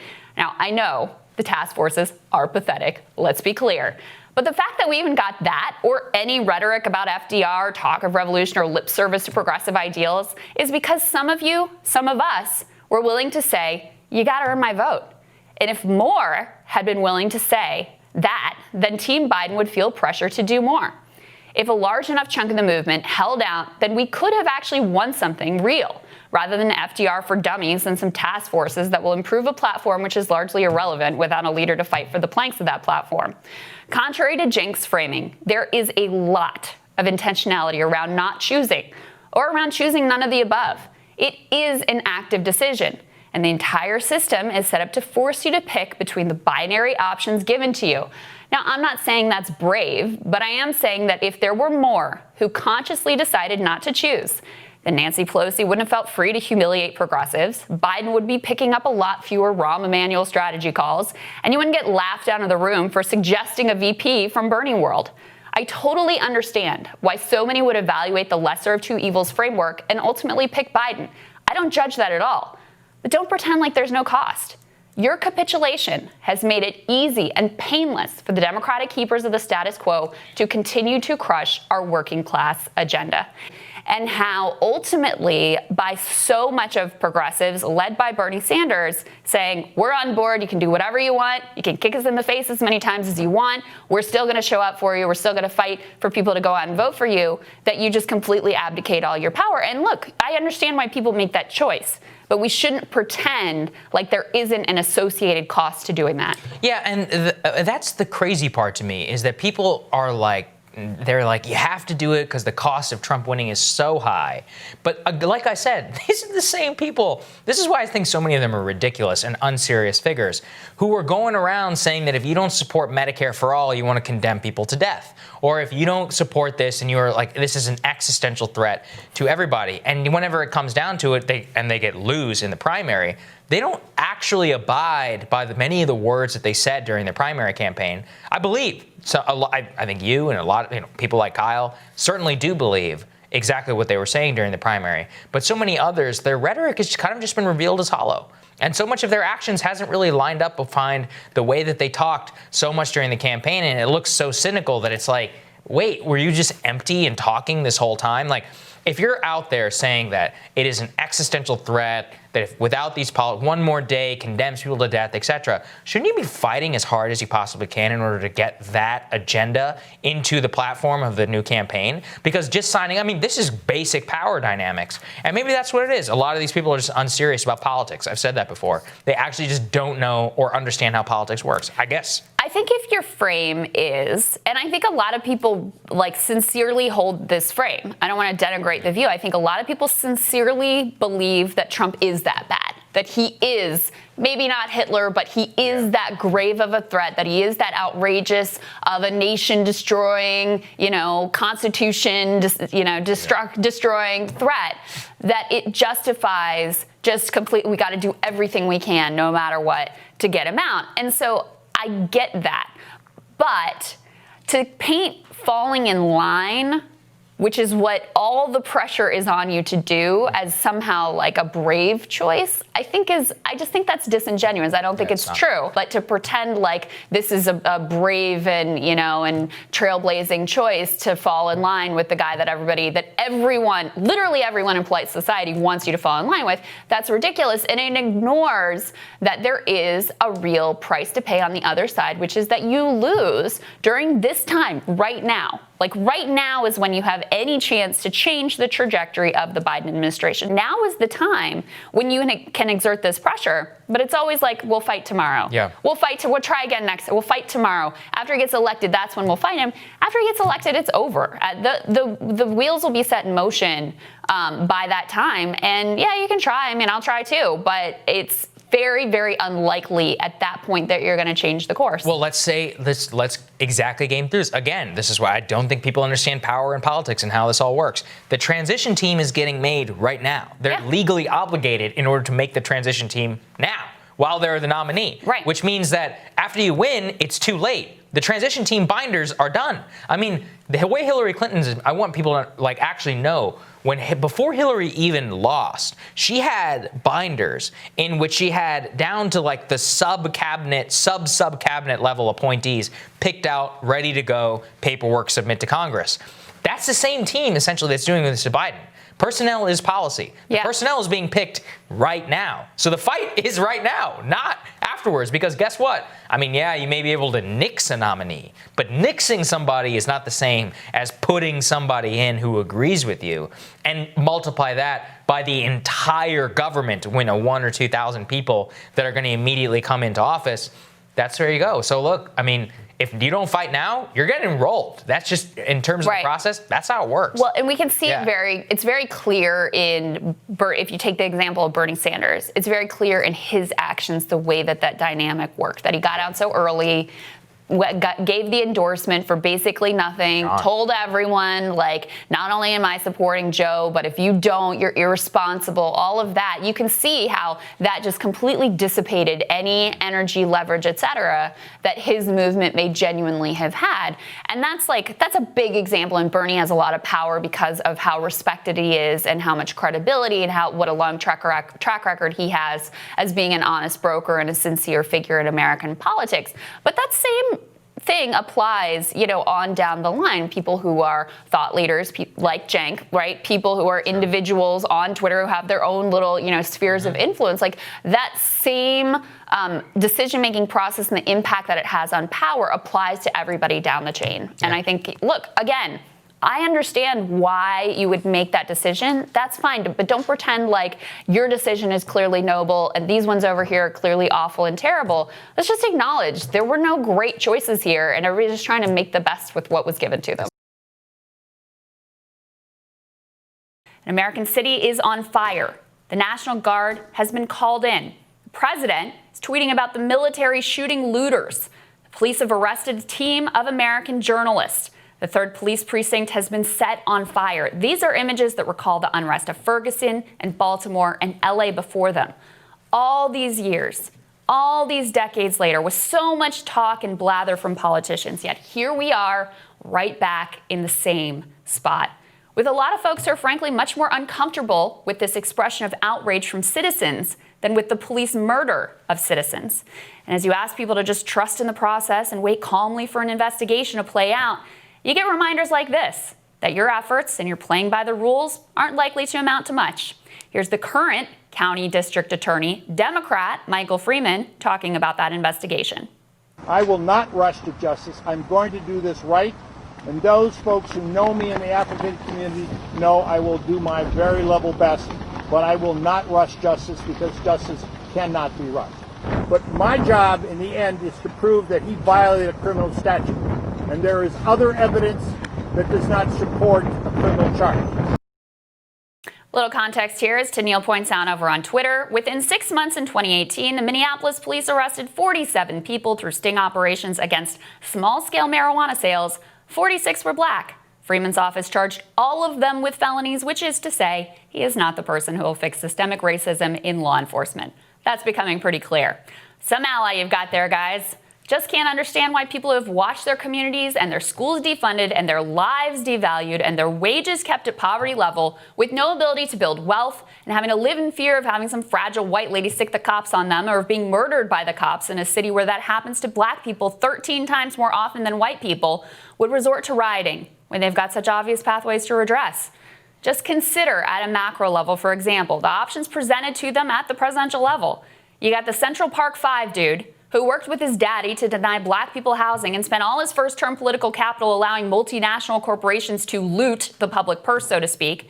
He's matched up against the guy who maybe more than any other modern political figure worked to construct the current system of mass incarceration, is totally unrepentant about it, served as credit card company masters for most of his time in the Senate, and then was part of an administration that failed to send one banker to jail for destroying the global economy and decimating, specifically in particular, the wealth of black homeowners. And this brings us back around to Amy. Now, as if Joe's not an amazing pick all on his own, his top VP contender is the lady who failed to prosecute George Floyd's killer when she had the chance. It's Charlottesville versus nothing will fundamentally change. And it's the perfect example of a type of heads we win, tails you lose system that makes it feel as if actual change will never be possible without resorting to radical means. It's also that we're at this point in the nation's history, which again has never been more obvious than right now, where the stakes feel really existential. Yeah. And, you know, and that's a real thing. I mean, before Trump's election, there was this Flight 93 essay where the argument was, look, if you're a social conservative, if you're not sure that this Trump guy is for you, this election is existential. You have to grab the controls or else our way of life is going to die. Now, I don't agree with that assessment. I think that is hyperbolic. I think it's over the top. You know, the conservative way of life is going to continue in their churches and people can do what they want to do. But that was a legitimate sense among the Trump base. And of course, we see it with the Democrats and the left right now. And I would say at this moment, it has probably never been more true in terms of that existential nature, as we see, you know, the president calling for potentially military activation in American cities. And we see him, you know, using tear gas and rubber bullets on peaceful protesters. So the fact that the stakes feel so existential on both sides make it very, very difficult to engage in a way that is thoughtful, honest, non-hyperbolic, and where everyone's not just basically mad at you all the time. Mm-hmm. Virtue signal is a fucking fantastic phrase because it really is what it is. Nails it. You know, it's just perfect. And, you know, it's a little overused, but I like it. I'm going to keep using it. Well, it's an important term, too, because it explains a lot of, like, the ineffectiveness of our politics. Like, it's all rhetorical. Mm-hmm. It's all, like, rhetorically signaling which side you're on and the sort of illusion of disagreement in Washington when actually, they unanimously pass things like this $4 trillion for big business and push everybody mass unemployment for the masses. My favorite example on that is there was a 10-year birthday party for AIG, which is, the big insurance giant that we bailed out in 2008, in the committee room for the House Ways and Means, which is the committee in charge of taxing in the United States. So in the committee room, they held a birthday party for the company that they bailed out. Democrats and Republicans all showed up. During this pandemic, Andrew Cuomo was like this celebrity governor. Yeah. Democrats are like, God, we got to get him in there. He's amazing. New York had the worst outbreak of any state. And that's not all on him, but it is partly on him. How is it on him, though? Because of the dynamics of the city itself? So let me tell you a couple things. Yes, in part, yes. But also, they shut down later, right, than other places like Washington, like California, which had a much lower outbreak. He mandated that nursing homes take back in, and 43% of coronavirus deaths are nursing homes. So this is a nursing home pandemic. Mandated that they take back in recovering COVID patients, and he happens that he got a $1 million plus campaign check for his reelection through an affiliated committee before he got reelected. And so he also made sure to put into place a liability for all their executives so that if they don't do a good job, they can't be held liable. And that data shows is correlated with increased COVID death and infection rates because they know that they're not going to be held responsible. So there's a lower threshold there. So there were very specific decisions that were really bad and fueled the worst outbreak in the entire country. But because he can get on TV and give a commanding press conference, that's all people really care about. And he's got like 80% approval ratings. And we have this presidential election looming in November, and politics has never felt sort of more irrelevant and sidelined. Well, like, that's it's where not people are even really the story. cynical, because I don't think Joe Biden's got a solution to this. And Joe Biden's fucking bailing out protesters. Are you sure? Are you He sure? might. He might. He might. If he's got a solution, he already forgot it. Well, and this is part of the problem with the way that the coalitions have broken down between the Democratic Party and the Republican Party is basically the Republican Party has this affluent portion that they cater to, and then they have white working class that they sort of culturally signal to, and the Democratic Party has an affluent portion, like the pussy hat, like Women's March type suburban affluent white women, like that's who they cater to, along with sort of business interests and Silicon Valley interests. And then they culturally pander and signal to the black and brown working class. And the incentive is always to keep everybody divided, because if you actually had like a multiracial working class put together, then that's where the real power would be. So it's you have two parties basically that are very much invested in things staying as they are. Look, riots in the streets, pandemic, mass unemployment, and the stock market goes up. Right. Like, that's where we are, that the people who already have wealth and power and position benefit no matter what happens, right? If there's a pandemic, they benefit. If there's, mass unemployment, they benefit. Doesn't it just show you the horse shit of what the stock market is, though? Krystal likes to say it's a graph of rich people's feelings. Which I've always loved. That's a brilliant quote. I didn't come up. I don't want to take credit. I saw it randomly on Twitter and I've adopted it. Whoever wrote that, thank you. Brilliant. Thank you. That's amazing. That's the thing about and they feel good. Yeah. The left just made this like a kind of explicit decision to kill the Bernie Sanders movement, realign around the white upper middle class suburbanites. Like Joe Biden is doing yoga events, like literally yoga events for women who pay like. You're gonna pay to attend one of those, Joe? What? I'll pay money to watch him do yoga. Oh, no, he's not doing the yoga. It's like if that dude can touch his toes, I'll give him $1,000. Right. Also, a real problem with this election in that you either are a pro-Trump person, in which you're happy that Trump's going to run again. But if you're a Democrat, you're really settling. And we all know it. You're really, really settling. You're making You're speaking to me right now, Joe. I'm speaking to everyone who's on the left that has any sense. Sentient. Well, it also so clearly highlights the people that are full of shit, that are just supporting the fact that you're going to vote left no matter what. Mm-hmm. And you hear this thing like, I'm just voting for the cabinet. I'm voting for it's very sad that we're in this position in 2020 that we we have to say, I'm just voting for the cabinet. I just want to vote left. I'm Right. voting for the Supreme Court. Vote blue no matter who. Yeah, Doesn't matter. I mean, exactly. did you Blue see? across the board. We covered this I'm a on the cult show. member. There was and this was Democrats made fun of Trump voters for being cultists last time around. Trump came out and said I could shoot someone on Fifth Avenue, they'd still vote for me, and we were all Yeah. like, "You're an idiot, right? That's ridiculous." A woman at the Nation, a writer at the Nation, just wrote this piece that she started off. If Joe Biden boiled and ate babies, I would still vote for him. Now look, is she being hyperbolic? Of course, but the central concept of like, it doesn't matter what he does. It doesn't matter. I will justify it if it's just a hair's breadth better in my view than Trump. And look, I mean, ultimately, maybe the election is that existential and maybe things are going off the that you're like, okay, well, at least Joe is going to be, somewhat normal and do He's some not gonna sort of make it. normal presidential things. But that type of politics is deeply destructive. Yes. Because if everything can be justified if you're just like slightly better than the other side, this lesser of two evils dynamic is a hell that you can never escape from. Isn't he's 78? Yeah. So he'll be 86? Wait a second. Is he 78 or 77?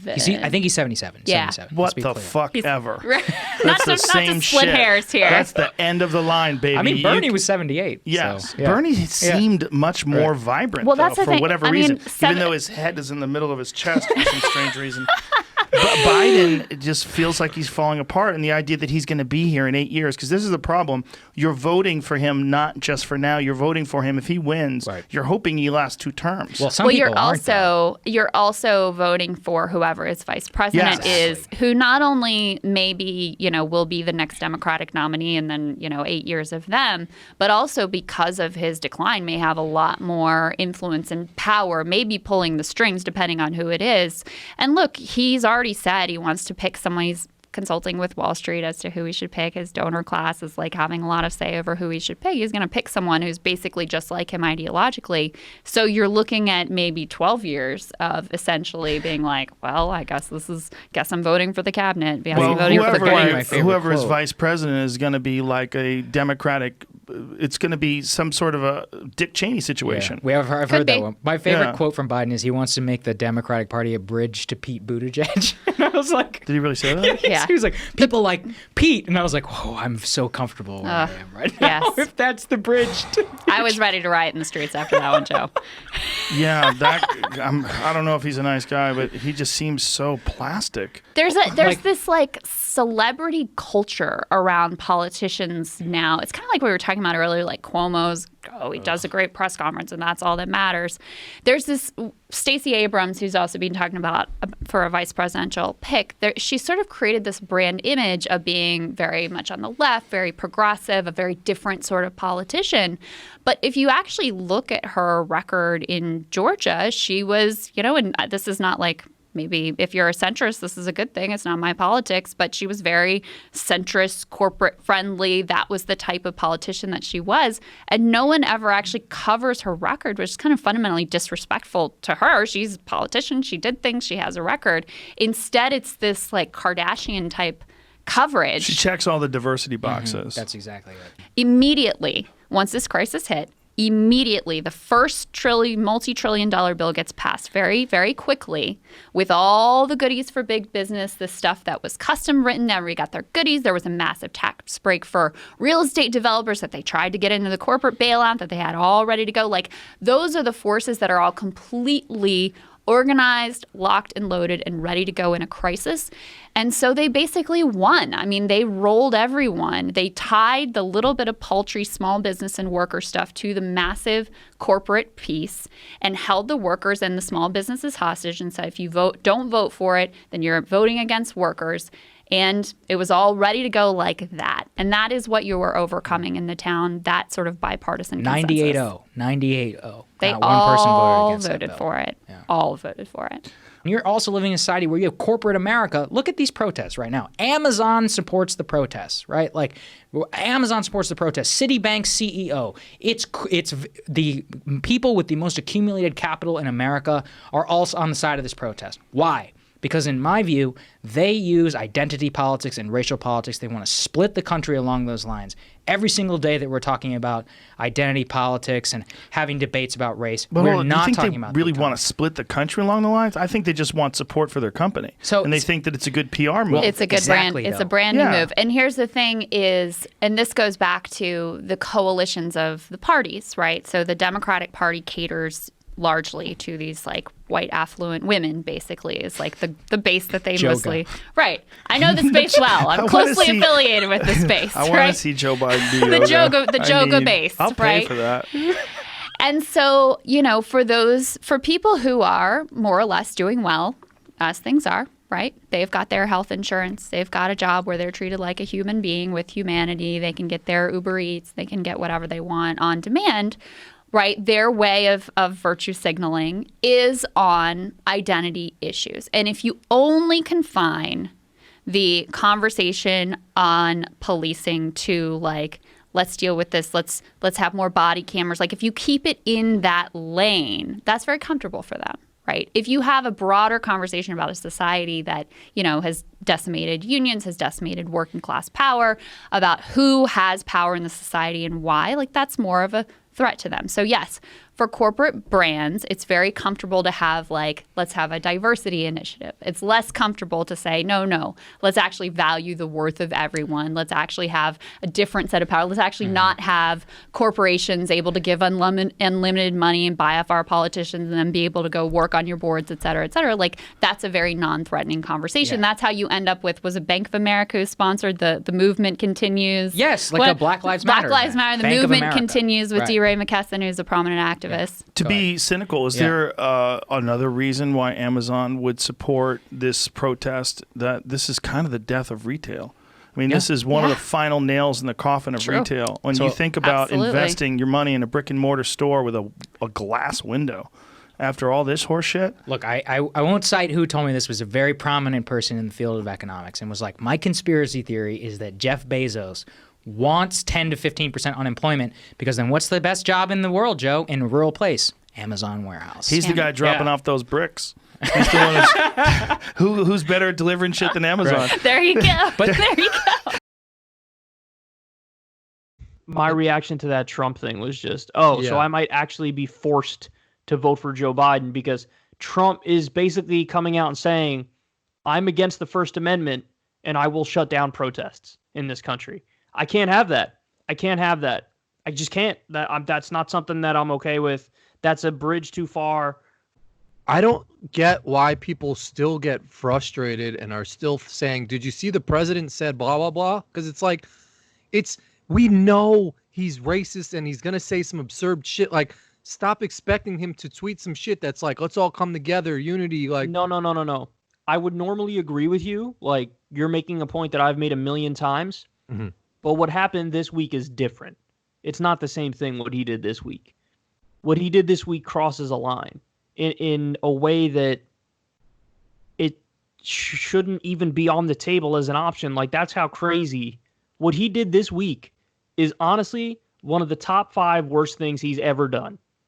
And so it's bad, Corin. What he did is he called a press conference, and then in the press conference he says, we're going to use the military. I'm going to call in the military to all 50 states and stop what's happening.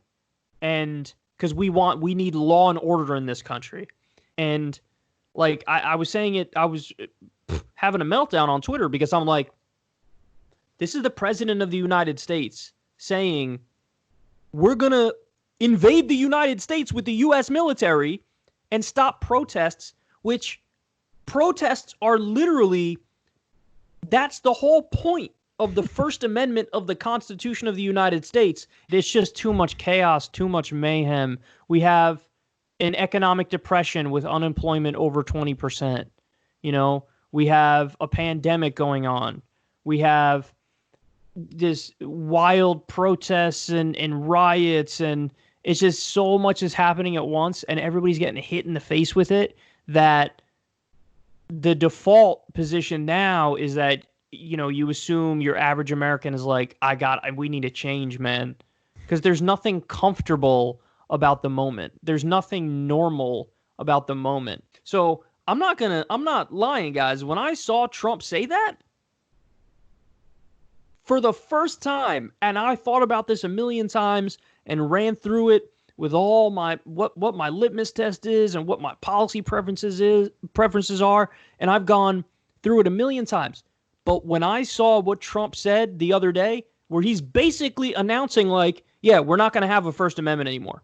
I don't believe in free speech. I don't believe in free protest. I'm going to stop that because I don't like what they're protesting for. I said, damn, I might actually have to vote for Biden. Most of the reforms that are needed to prevent the type of violence and injustices that we've seen take place at the local level.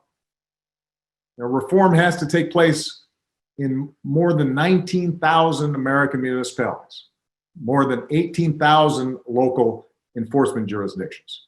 This is not a either or. This is a both and.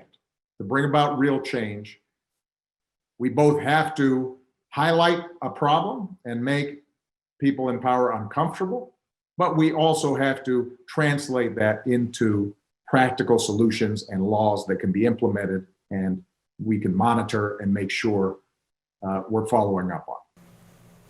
At the end of the day, he's saying, vote for Joe, bring all my folks back into power, and everything will be fine, and we'll listen to you, and all of that. And if you think about it from that perspective, he really hasn't changed anything. Everything he says, he's like, I believe in the fundamental goodness and the long arc of history. I mean, that's the first thing.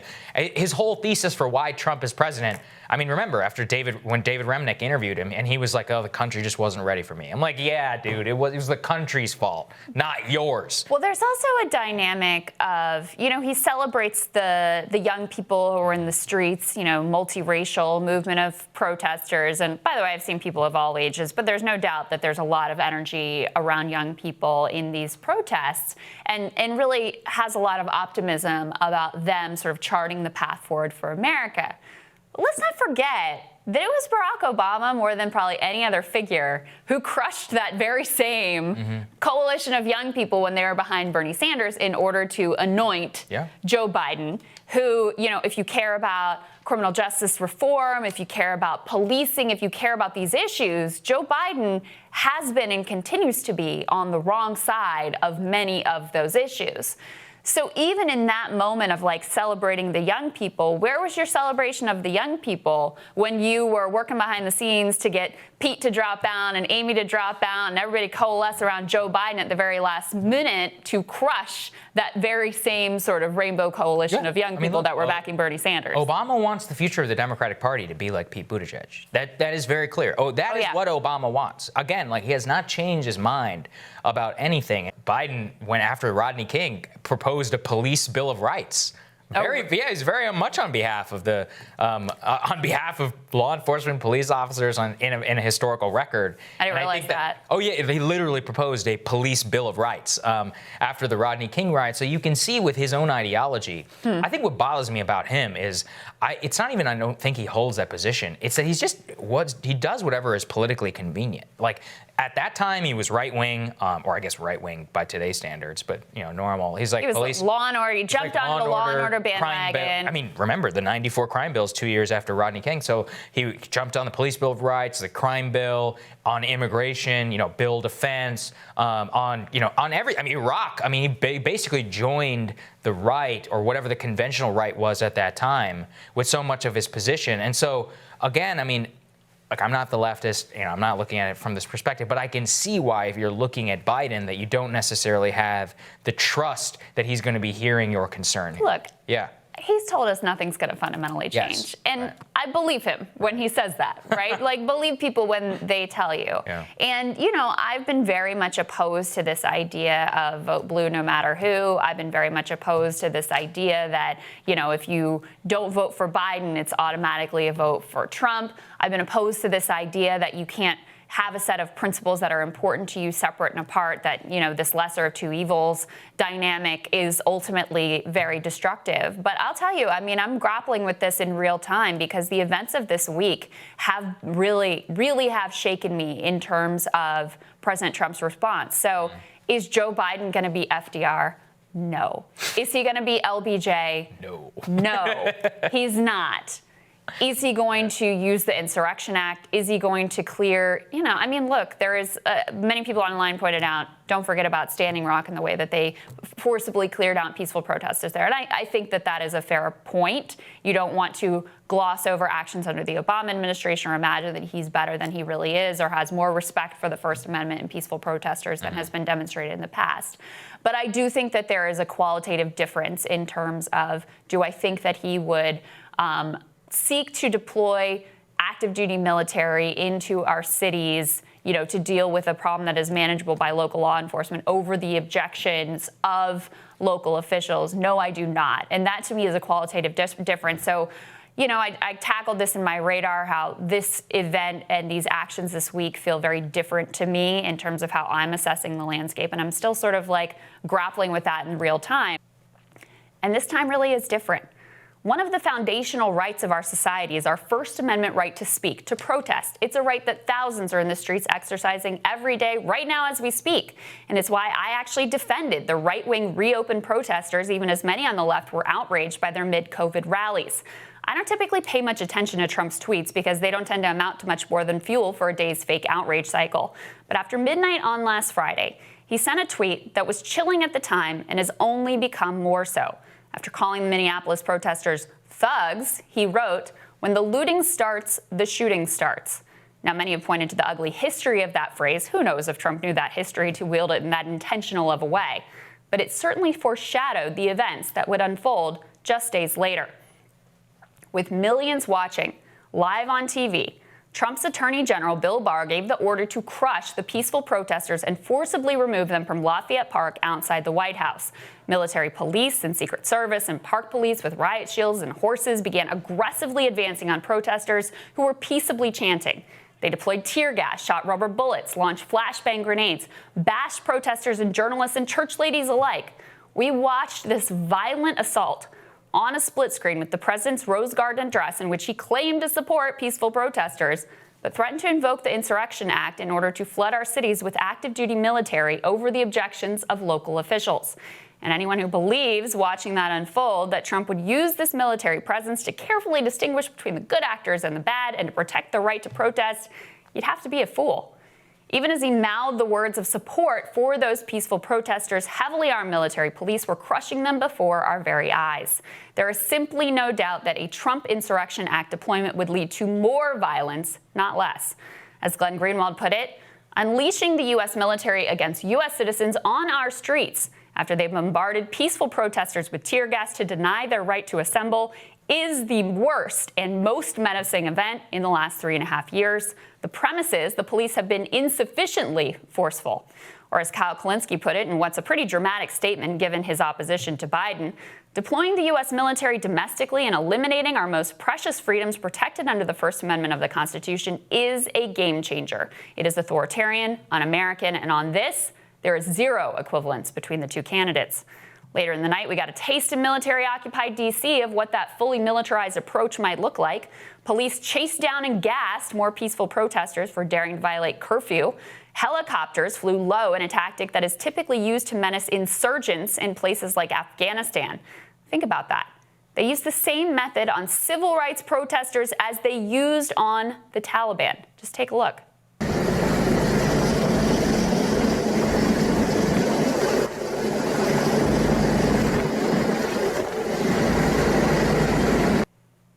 We should all be horrified by the casual conflation of American protesters with terrorists. We should be horrified by Trump's casual willingness to send active duty troops into American cities in order to protect the sanctity of the shops on Fifth Avenue. And spare me your concern trolling about small businesses when nearly every politician in the city sat by during COVID and watched while 40% of them had their operations permanently go up in smoke. Nothing I have witnessed in Trump's time in office has made me more fearful of what another 4 years under him could mean. Democrats who have let their Trump derangement syndrome run wild and the pundit class who had a meltdown every day may not have had the words to explain how different and how shocking this moment was, but they didn't have to because we could all watch it live for ourselves. Two things in my view have happened. I mean, like Kyle, I share the view that what Trump suggested with the Insurrection Act and sending the U.S. military into our streets to quash peaceful protesters, and I know you could say, oh, it's just going to be the bad ones, but we saw before our eyes as, protesters that the president has now shared a letter basically, insinuating they're terrorists, were quashed with tear gas, with rubber bullets, with flashbang grenades. Church ladies, activists, journalists, whoever was in the way, quashed so that he can have this photo op. So in my view, the idea that you're going to send the military in and they're just going to be able to focus on the peaceful protests and protect everyone's First Amendment right, it's ludicrous to me looking at that. And look, he might not do it this time because now the protests have turned mostly peaceful. So he may not ultimately send the military in. But what about next time? What's the next excuse? What's the next breakdown or protest that's inconvenient that he doesn't like, that would call for such authoritarian, anti-democratic, anti-constitutional approach? That to me really does shift the calculus because yes, Joe Biden under the Obama administration, they quashed peaceful protesters at Standing Rock, and he is more conservative on these issues than I am. But he's within the bounds of sort of mainstream democratic, what I would consider appropriate or acceptable debate or thought. There's another piece for me, though, too, Saagar, which is that, obviously Joe Biden is who he is. We have a long record. We know what he stands for. He's promised us nothing's fundamentally going to change, and we should take him at his word. However, you have people in the streets in a way that I've never seen before in my lifetime. And that Trump is going to be completely unresponsive to them. He's not going to do one thing that they want. And not only that, is going to seek to crush them and try to quash their speech, because that's what we've seen him do. We know he's not going to be responsive, and he's just going to try to quash them. Biden, on the other hand, is at least trying to incorporate, he is subject to some pressure, right? He is subject to right, because pressure. He's part of the coalition at the end of the day. He's part of the coalition. And this is 78% support, the protesters. So it's very much the mainstream of America. Since he is part of that coalition, since he depends on them for his political support, he will be somewhat responsive, at least to the demands that are coming out of this movement. So it's not just that, in my view, Trump has become worse and even more unacceptable and has committed maybe the worst act of his presidency, in my view. It's also that because of the protesters in the streets, I actually think Biden's presidency will be somewhat better than it would have been before. So for me, it's both of those pieces. So I think that's interesting. It's very much a Flight 93 calculus. And I don't begrudge or judge anybody for holding that position. I guess I think I want to explain that just as an equal explanation, or as just an equal force that it's exerted, I think, on the progressive left, it feels very much so on the Trump right or the nationalist right, which is that you kind of have seen a much more hardening in the position where, people ask, how can you put up with, the co-opting of the administration by so many corporates? How can you, put up with X or Y or Z, or he didn't fulfill this promise? And it's the existential nature exactly of the way that you're talking about is that what puts people into the mindset of, I'm going to have to just support this person, the way that you're talking about Biden. I'm not saying you are. I know Kyle is also at 50-50, and I know that is something that people are on the fence by, but it certainly has opened up that space. And I think that it needs to be understood that it's exactly the same case on the right of the party, because you also saw something that happened in Minneapolis yesterday. The Minneapolis City Council, I'm reading from a tweet here on my phone, says that the Minneapolis Police Department will be dismantled and replaced with a, quote, transformative new model of public safety.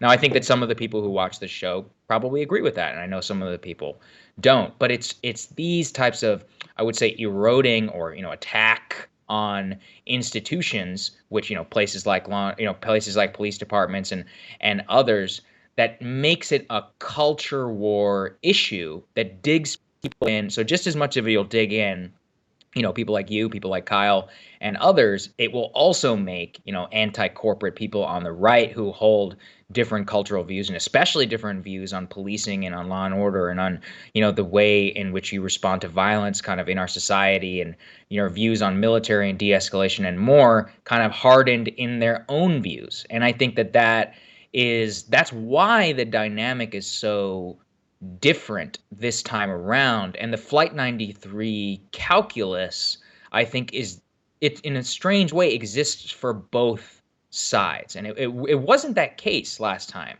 for Democrats with Hillary Clinton. But I see, in the way that you've had to respond to this, and Kyle, and like I said, look, I respect anybody's opinion, that calculus is beginning to take hold a little bit more. And I think that just makes for a very different election dynamic than the one we had before, when we just had the coronavirus crisis that was happening here. I think this has been a horrific response from Trump. I think it's not only divided the country, but I think some of his weaker supporters have been shaken off. I think people like me and Kyle, who were, not really planning to vote for Joe Biden, are taking another look. Like, I think he is firming up Joe Biden's support and increasing enthusiasm for that choice. There's a certain core of the Democratic Party that is absolutely never, ever, ever going to think a single thing that Donald Trump does is good. Never, right? And I get that. Honestly, I understand it. I get it. But in a crisis, people really do look to their president, and they want to see leadership, and they want to see the best in their country. And we didn't see that in coronavirus. And I always use the example, like Andrew Cuomo had a crappy response to coronavirus, but Right. he was at least able to project like confidence and competence and authority and calm. And On the protest side, it was the moment that the violence began, the rioting and the looting in particular, that is what changed the dynamic. And I've been very critical of much of the left's response here, because I do think that they were sitting on a moment and had created a political space where 97% of the country agreed that George Floyd was murdered in cold blood by those officers and wanted to see justice.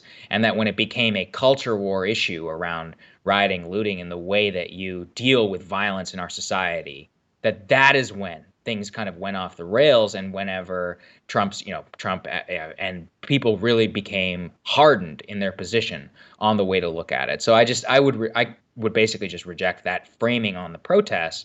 And I think a lot of the onus, look, Trump is not a unifying figure. I don't think he ever wanted to be, and I don't think he desires to be. And I'm very critical of that, especially whenever it came to the corona response. And even, sure, look, on the Floyd response and the photo op, I think it was a political disaster. I completely agree with you. It's just that I think we need to understand how it is exactly that we got so locked in on both sides. And it's not something that just came from the right in this particular case. My thinking on what to do this November, how to approach it, has actually shifted quite significantly in a very short period of time. I laid down at length last week just how outrageous Donald Trump's actions were in ordering the beating of peaceful protesters and threatening to invoke the Insurrection Act. But it's not just that Trump's actions confirm some of the worst fears about his authoritarian instincts. It's also that actually my hopes for a Biden administration have somewhat improved. Now, let's be clear. That's a pretty low bar. But here's how I'm thinking about all of this. I'd absolutely zero hope or expectation that Biden would be responsive to the Sanders left during his administration. The stupid task forces are the best we're going to get out of him. Thank you very much, Bernie, for that. Biden is still happily telling anyone who will listen that he'll veto Medicare for all. He's not considering one member of the Bernie left for a single cabinet position, let alone VP. And in fact, not only did I think that the left would be ignored, but that they would be actively counterscheduled. After all, the major innovation of the Democratic Party since the Clinton era has been to screw over the left.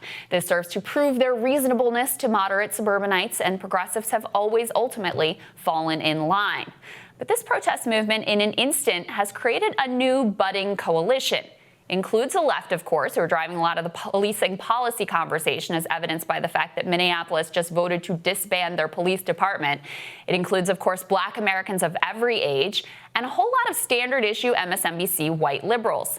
It's even brought in anti-Trump Republicans like Mitt Romney, who ignited a minor Twitter meltdown when he tweeted Black Lives Matter along with pictures of himself marching at a protest.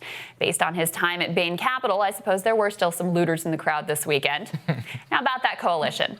You know from watching this show that I am not eager to join Bill Krystal and the Iraq War architects and the torture memo writers and the people who made their careers implementing the Southern strategy and trying to Willie Hortonize Democrats any more than I'm eager to grasp hands with Joe Biden, the architect unapologetically of the '94 crime bill, who can barely, by the way, string two sentences together, and the Jamie Dimon crew of corporate mercenaries that will inevitably advise him.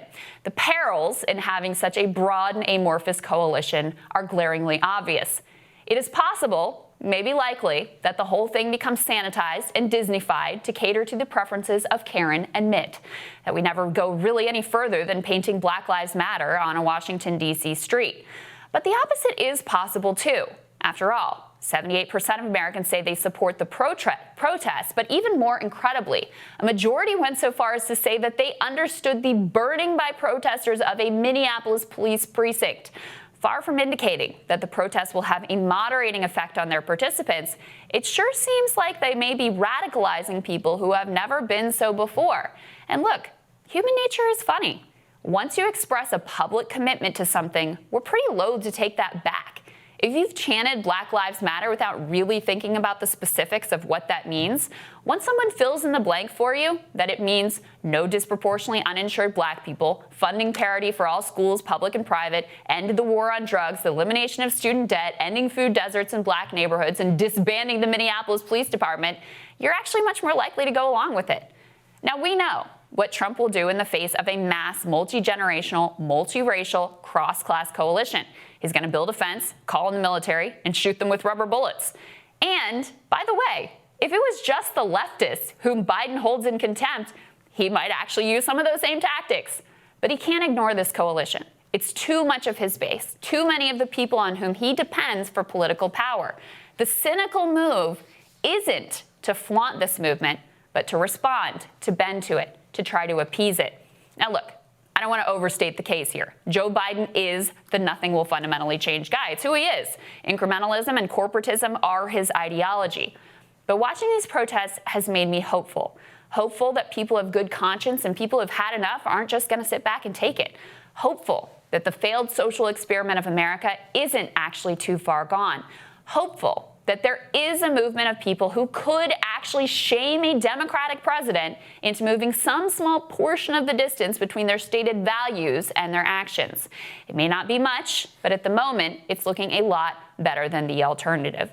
This is the thing I was thinking about, Saagar. It's not just that my thinking has changed because of Trump's actions. It's because I actually do have some hope that there may be some responsiveness from Joe Biden to this new group of protesters, this new movement that has cropped up around the country and really around the world. It's possible, but that thing that you laid out there, those policy priorities, Biden only agrees with one of them, and which is on the police reform. He doesn't agree with any of them. And even then, I don't think he actually believes, but let's say the base, upper middle class white people. A very smart man on the show, Irami Osei-Frimpong, once said, any left movement is only as strong as its most fragile white woman. And I think that's absolutely true. I saw a lot of them out in the streets here in D.C. this weekend. I was telling you an anecdote, which is that, near my house, there's a park where people were taking an 8-minute and 49-second kneel in honor of George Floyd's memory. And that I saw a group actually get up and leave in the middle of them, and they were complaining.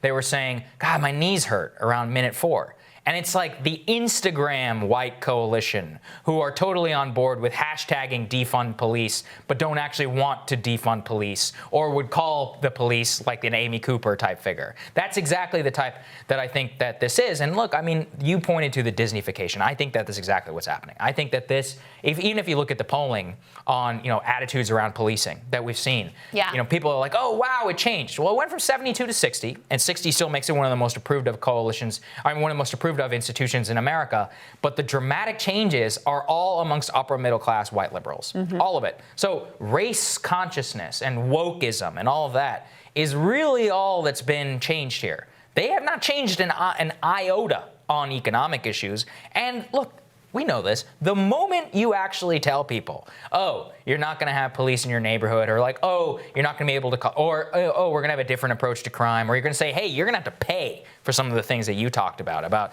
ending food deserts and black insurance rates and the way that, black Americans, even right now, 50% of them are unemployed because of a disastrous economic choice. The moment they know they're going to have to pay for some of that, I just think it all dissipates. Look, I don't want to overstate how hopeful I am, because I think you are right that that is the likely direction. I do think there is something too, though, when you have people who mass out in the streets and who chant Black Lives Matter, they don't want to go back on that. There's a consistency commitment tendency, right? So are you going to turn everybody into a radical overnight? Of course not. Are you going to change the PMC to be all against their self-interest all at once? Of course not, right? I'm not fantasizing that Jamie Dimon and Mitt Romney are going to be allies in the movement now, right? Let's not be crazy. Yeah. But you do see attitudes changing. And you do see a group that has come together that Joe Biden would have to respond to. If they were out, if this group was out in the streets during his presidency, he would have to respond to them because they make up too much of his base. And that's what's different. If it was just the left, he doesn't care. In fact, not only does he not care, he wants to actively screw them over to prove how reasonable, how moderate he is, how, to stay with in his lane and appeal to like white, moderate suburbanites.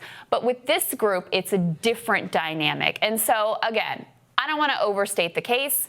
Right now, we have a very amorphous movement. It isn't backed with a lot of specific demands. It has not branched out too much into like the more structural issues that lead to crime, that lead to George Floyd having to pass that $20 bill, right? It has not branched out in those directions. But I do think that there is a glimmer of hope here of a group of people who have taken to the streets, who have come together, who are forging new bonds and new ties and new consciousness, which we do see in the way that attitudes are shifting, that could push the Biden administration in a slightly more positive direction than what I was thinking. It's possible, but all I see is them change and go far left on a cultural issue like defund police, which is dramatically unpopular right now. Not just unpopular, dramatically unpopular. Yeah, but Biden's not going to get on board with that. Oh, sure, but now he has to own it as part of his coalition, right? So, like, in terms of the shifting consciousness amongst upper middle class white people, like I saw a whole lot of, hashtag defund the police on people's nice little Instagram accounts over the weekend. If that's the only thing that moves on, like if that's all that moves, then okay, like you want to run on defund the police, be my guest, right? Like. But here's the thing. I mean, we're gonna talk later about the specific policy. Obviously, defund the police doesn't mean like get rid of law enforcement. And what the Minneapolis Police Department is planning on doing, disbanding, is following the model of Camden, New Jersey, which has actually been incredibly successful. So we can talk more about that. Joe Biden is not going to get on board with defund the police. Right. I'm not saying Joe Biden is going to like be the FDR. I'm not saying he's going to embrace any sort of radicalism. But what activists are doing and making maximalist concerns is pushing the Overton window. Yeah. And he is a very malleable person. I mean, he's like, has this corporatist and militaristic ideology, but he's also just sort of a political operator. He finds the center wherever that moves to. This coalition is actively moving that center. And, he's kind of an empty vessel in that way. It would not be shocking to see him move in response to that during his presidency. That's definitely true. So we'll see. I think that as of right now, Biden is a pretty significant favorite to win. And the thing is, guys, he doesn't have to do anything. Like right. I think I was calling for that before anybody. I was saying like, okay, listen, Biden should just, go watch reruns of the Brady Bunch and eat ice cream. And now it appears to be like conventional wisdom where everybody's like, yeah, no, that's exactly what he should do. So I was being made fun of, but now I'm getting pats on the back, so I'll take it.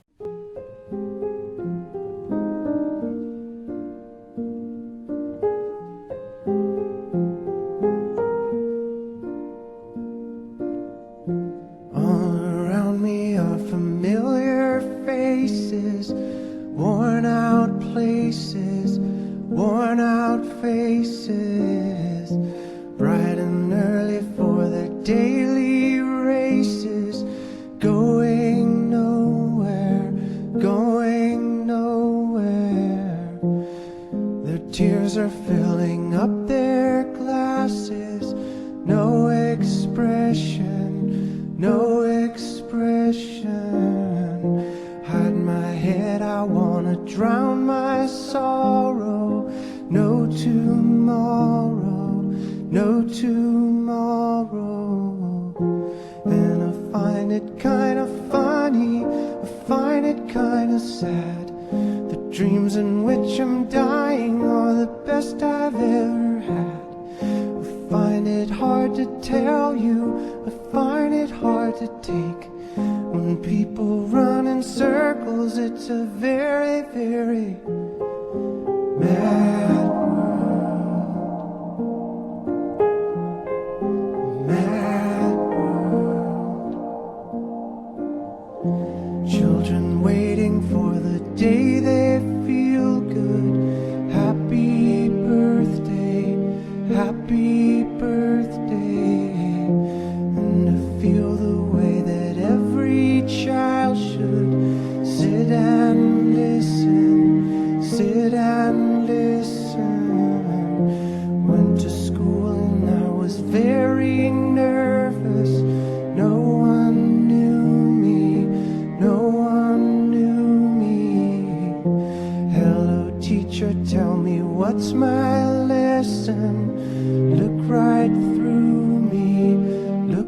right through me. And I find it kind of funny, I find it kind of sad. The dreams in which I'm dying are the best I've ever had. I find it hard to tell you, I find it hard to take. When people run in circles, it's a very, very mad world. Mad world. Enlarging your world. Mad world.